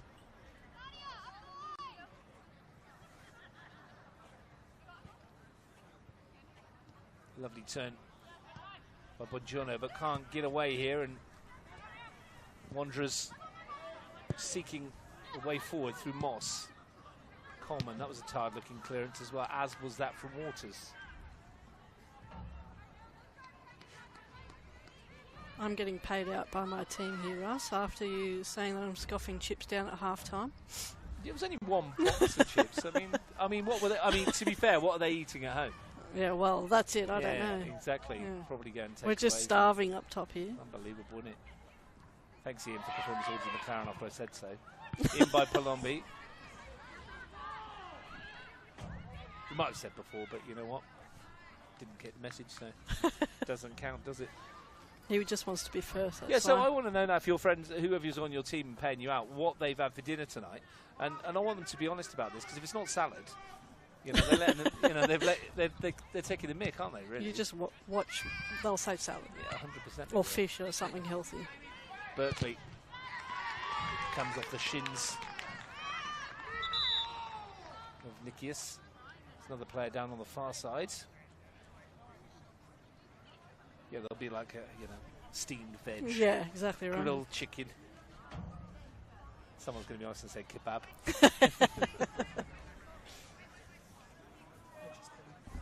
Oh, look, I'm glad that South Canberra found the time to tune in. Yeah, I mean, they're probably training, but because this one's gone on forever and a day. Yeah. No, we train Wednesday, Thursdays. 2 nights in a row, that's brave.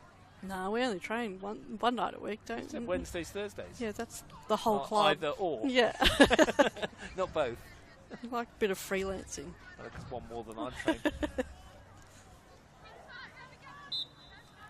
Yeah, it's all gone quiet now, isn't it? Now you've asked them what. Yeah, exactly right. Yeah. Berkeley. Zachman, Berkeley again. Clip it into the middle. Pizza's one. Oh, that's a great shout. Palombi with the left foot to swing it into the penalty area. Everyone's missed it. It's going to come out here for Zachman, who's rather shanked her effort wide.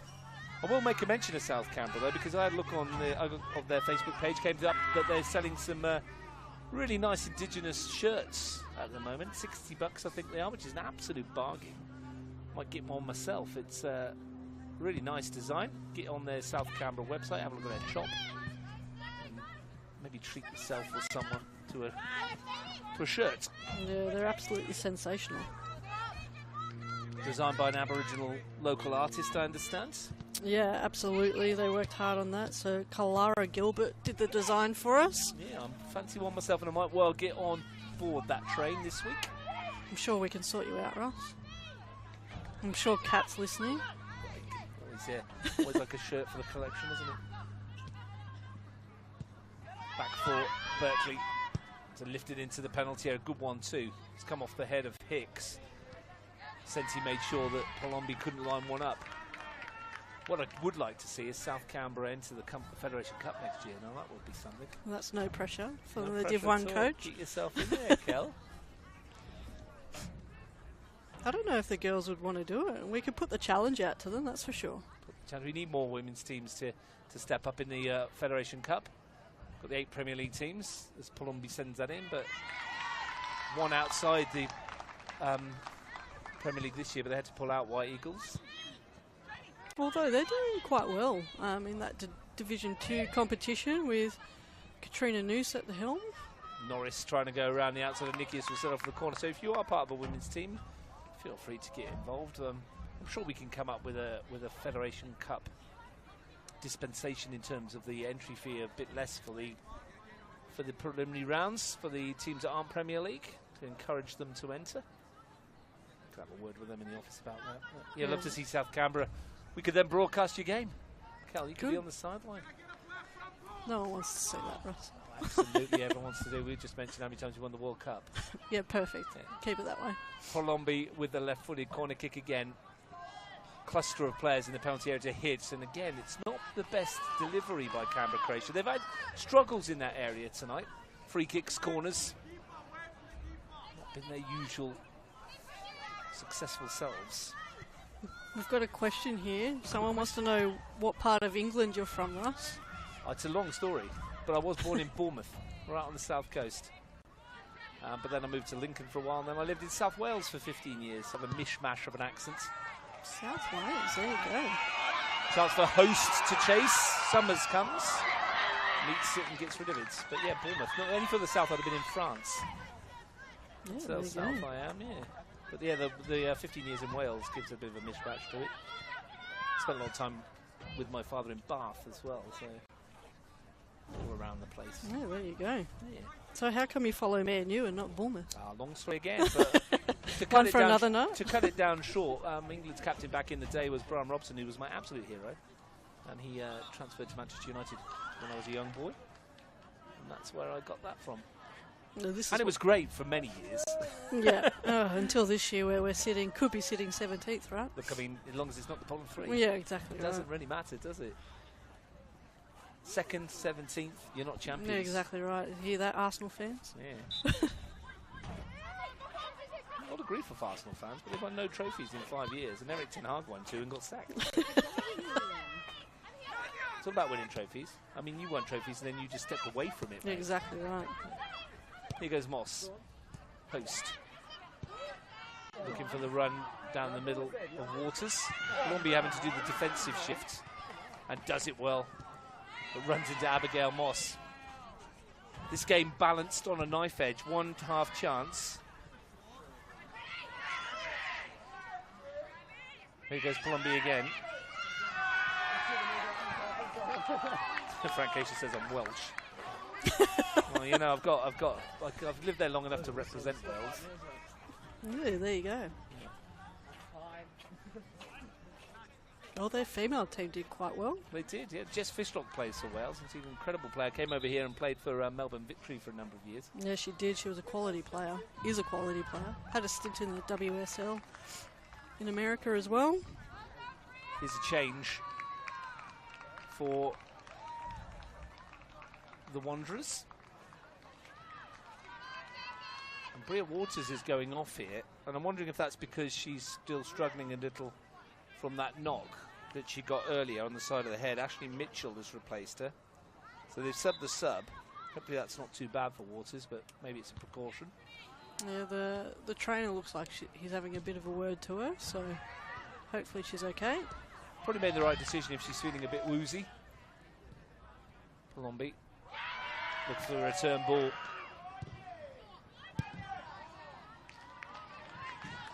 I can speak a little bit of Welsh, just for Frank Caish's understanding. I'll tell him about. I'll teach him some when we go on tour later in the year. I'm sure he'll love that. Absolutely. You've got a long plane ride, so you may as well. I mean, he probably speaks fluent Maltese, or whatever they speak in Malta, being the emperor of that state. Corner kick for Croatia again. 5 minutes left. Can we get a winner? Palombi with the left foot. Should be Brown's. Oh, she's fumbled it for the first time tonight, and they've got away with it. Ellen Brown just a bit nervy, maybe lost it in the floodlights somewhat.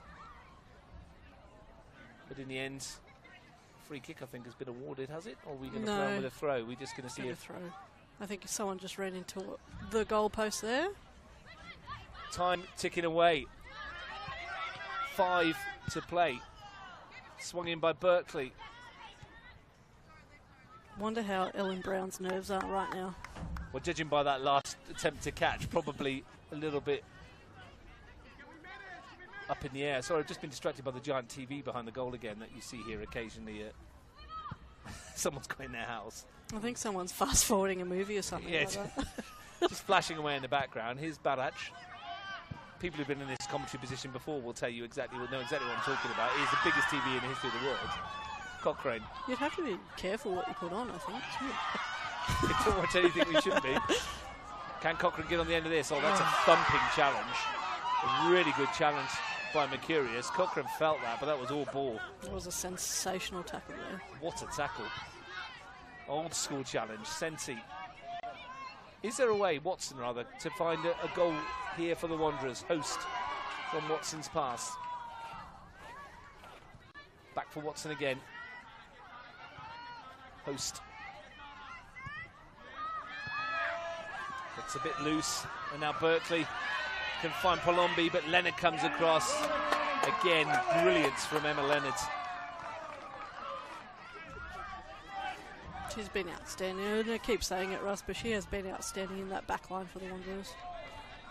Quality from start to finish. My watch has stopped, so I'm checking on the clock. 90 seconds to go. This game's had it all. Late start, Except lines a goal. getting done. Yeah, exactly right. Finding out what people have had for dinner. Exactly right. Finding out where you're from, I can't life believe history. it. Well, and you're from Australia, right? Yeah. Well, family board in New Zealand, so Oh, there you go. You're not. you keep that one hidden. Only when the All Blacks play that comes out. Barach twisting and turning, trying to find a way through. That's Oh, her yeah, that's futsal. right. You did have an All Blacks poster on your wall, didn't you? I did. In the I did. office. Yeah, I Just remember to stir that the pot a little bit. Yeah. Well, they were good with their hands, the All Blacks. Which one of these goalkeepers might be called to be good with their hands? Palombi, penalties not far away unless there's a dramatic conclusion. Thornton, players' bodies all over the place. Berkeley's gone for it from a long way out and Brown's behind it. That's a tired hit, that one.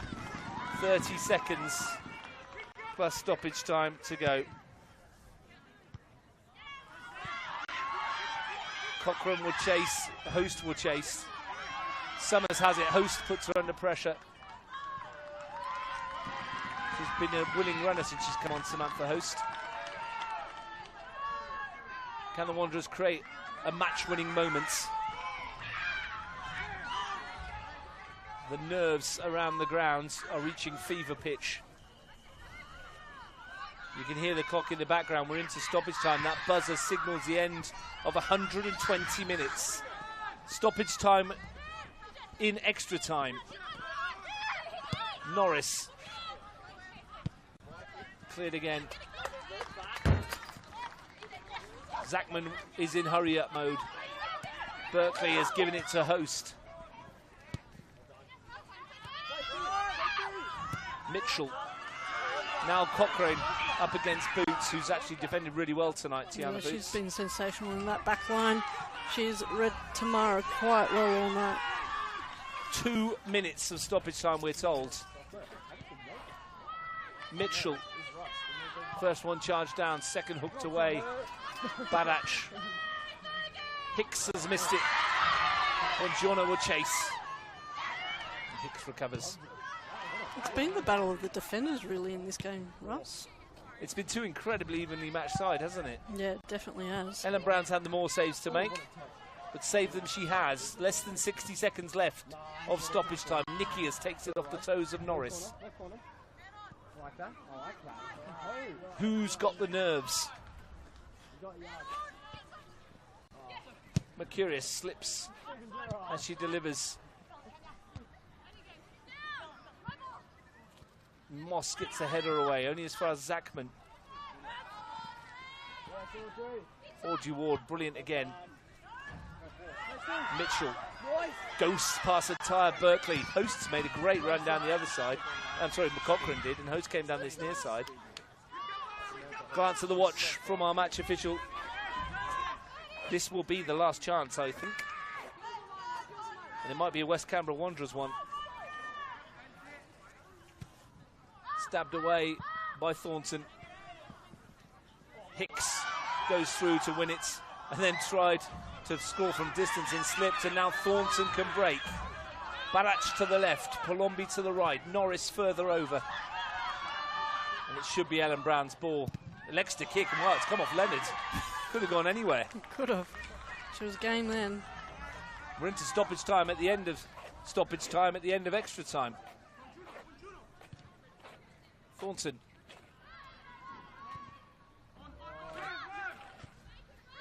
It almost feels like penalties is probably the fairest way to decide this now. Yeah, I think it is, Russ. Here it goes. And we're going to go to penalties. A shootout to decide a place in the Federation Cup final. West Canberra Wanderers and Canberra Croatia cannot be separated over 120 minutes of football. And we are going to a shootout. I'm not sure how Ellen Brown feels about this, but as you said, Russ, I think this is a great way to end the game. Both teams have been sensational out there tonight, and it's been a defensive effort by both teams. Who will blink first? Great to see out of your picture right now the Canberra Croatia players getting around Ellen Brown. Audrey Ward's there. Abigail Moss, I think that's Nikias with her too. Just all of them getting around her and giving her a pat on the back and saying to her, "You've got this." Is this the most remarkable of stories? Ellen Brown, an outfield player, nominally a centre-back, tasked with going in goal in the absence of the injured Gabby O'Brien. And she has now got the chance to be a cup final hero. Had to stop herself leaving the pitch there because technically they have to stay on the field, and she might have got herself a card. Yeah, you wouldn't want your goalkeeper to be sent off before the penalties even get taken. There'll be a chat about who goes where, who does what. I'm sure they've prepped for this. And both coaches will be going through the motions now. Now, Kelly, you've been in this situation for penalties before. Do you pick your penalty takers before, or do you just wait till you go to the situation and go, well, who fancies it? I like to pick them beforehand and prep the players beforehand too, so they know if it does go into that situation, then they're ready to go and they're not thinking about it when the final whistle's blown. And obviously sometimes there is backups to backups because, of course, players' injuries and you know, substitutions, whatever you do. But it's good to have your penalty takers in place. As a goalkeeper, do you have a set routine? I know, for example, I read Peter Schmeichel's autobiography recently, and he said for a penalty shootout, he would say to himself, well, 4 times I'm going to dive this way and 1 time I'm going to go that way, and if I save them, I save them. It's pure luck. Yeah. But he picks it in his head before and says the first 2 I'm going to go, or 3 I'm going to go one way, then the next one I'll go the other, and then maybe I'll go the other way again. And he's already got it in his brain ready to go. As a goalkeeper, did you do that, or you were just going, well, I will watch the striker, or I will pick a direction, just dive? Look, I'll look at the ball and see how the striker's placed. Sometimes they give it away with where they look or where they stand, and that's what I do, but I'm not a seasoned goalkeeper. I just throw my body at it and hope for the best. Absolutely. Well, what more can you do? At the end of the day, all the pressure is on the taker. They're expected to score. Yeah, if absolutely. you can keep one out. And in this day and age, where you see goalkeepers, if they make 1 save, it's usually enough in the shootout. The quality of the takers these days. Yeah, absolutely. And look, you just don't know what the nerves are for the takers either. They could skew a ball anyway, and that just throws the whole penalties off.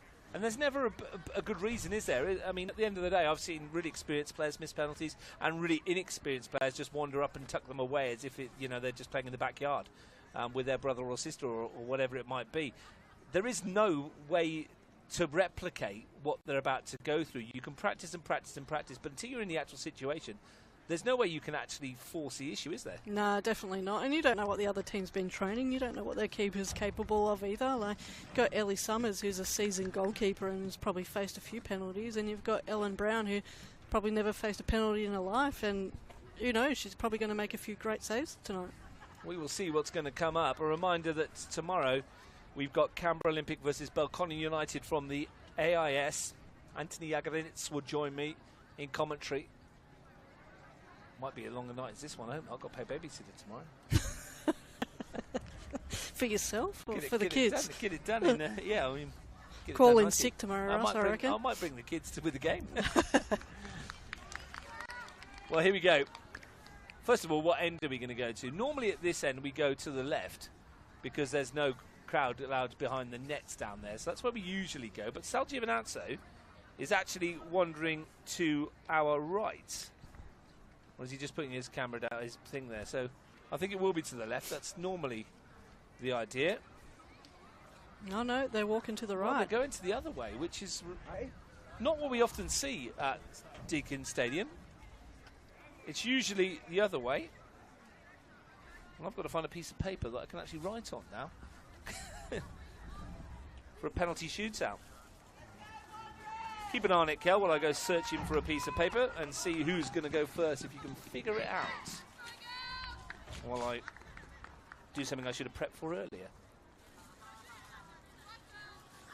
Not surprising in this evening that it's all gone a bit pear-shaped. It's been one of those nights, that's for sure. It's time for a cup of tea, I think. Time for bed. Yeah. Okay, here we go then. Wanderers versus Croatia for a place in the final.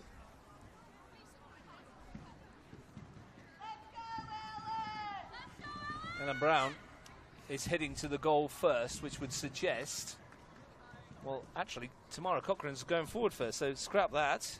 I hope she's not shooting against her own goalkeeper. Well, That'd that would be awkward. brave, yeah. I'll back at a score if she was. Just roll out of the way and go, yeah. Imagine that for a penalty shootout. We're all right. Tamara Cochrane, 12 goals this season, will go first. She's committed to it from a long way out while the referee has a chat with the goalkeepers. There is a theory in penalties that the longer you wait, the more chance you've got of missing. It's been proved statistically to be the case. There you go. It makes sense, though. And also, the team that goes first generally wins. Which is, there you go, something else to think about. But always, of course, there are exceptions to every rule. Here goes Tamara Cochrane then. First up, Ellie Summers in goal. Penalties to decide a place in the final. I hope the robot did the spot well. Oh, yeah, the robot was out there early doors. He's fine. Back into score. Cochrane first up then. Summers making herself as big as she can. It's the Wanderers goal machine from the spot first up. And it's saved by Summers. But hang on. Well, there's whistles. I thought there was whistles. You know, again. And a great stop by the goalkeeper. Advantage Canberra Croatia early on. And again, proof in the pudding perhaps, so 50% of that is correct, that you have to wait a long time. You tend to miss. Britt Palombi doesn't tend to miss from penalties. Wanderers main goal scorer, followed by Canberra Croatia's, who has a thumping left foot up against Ellen Brown, and it's in the corner. And Canberra Croatia lead. Did go the right way. Audrey Ward's turn for the Wanderers. It's almost cruel, isn't it? It is. We're going to get a loser on penalties, considering what we've seen before. Ward against Summers. How's the nerves? How's the nerves at home? Ward's had a cracking game. Can she cap it with a goal? Yes, she can. Comfortable. Sensational penalty there by Ward. Captain's responsibility. Jamie Berkeley striding forward with purpose. Is this where experience trumps youth? Brown facing Berkeley.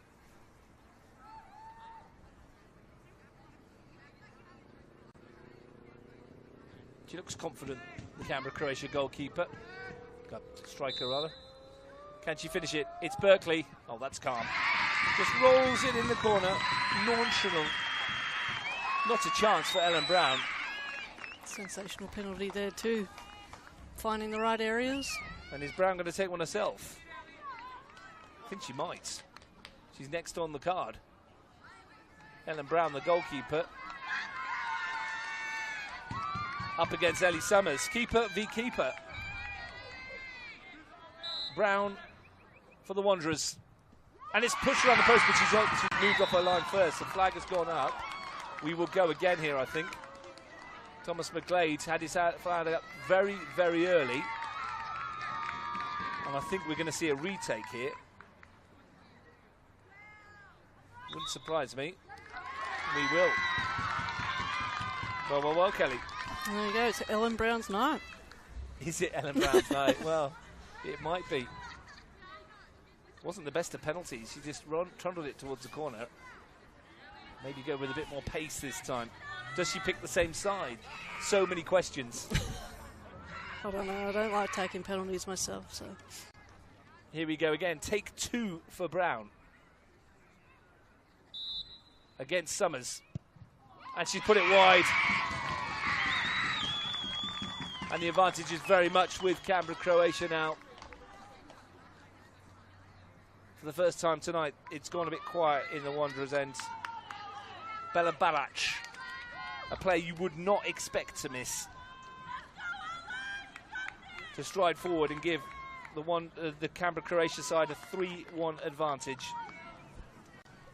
And the pressure would be very much on should she score this. Barac, usually calmness personified, usually dead-eye from these situations, and pushes it against the post. It's a wonderful save from Brown. And the celebration afterwards. And it's game very much on again. Would you believe this? Liv Hicks, the centre-back who wears 9 on her back, needs to finish like a centre-forward to keep her team in this. It's 2-1, this for 2-2.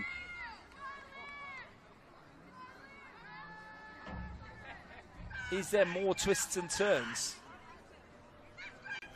It's a night for it. Good save that from Brown. It was, straight onto the post. Over to you, Ellie Summers. Hicks for the Wanderers. Oh, and she's blazing over the bar. And there's a chance to win it for Canberra Croatia. And they send forward the most experienced player they've got, Michaela Thornton, to send Croatia to the final by my calculations. If she scores this, it's game over. You can confirm, Kelly, maths isn't my strong point. I was just thinking in my head. It's 2-1, Yeah. and they've got one left. So yeah, they have to sink this one. Or Ellen has to save it. Thornton for a place in the final for Canberra Croatia.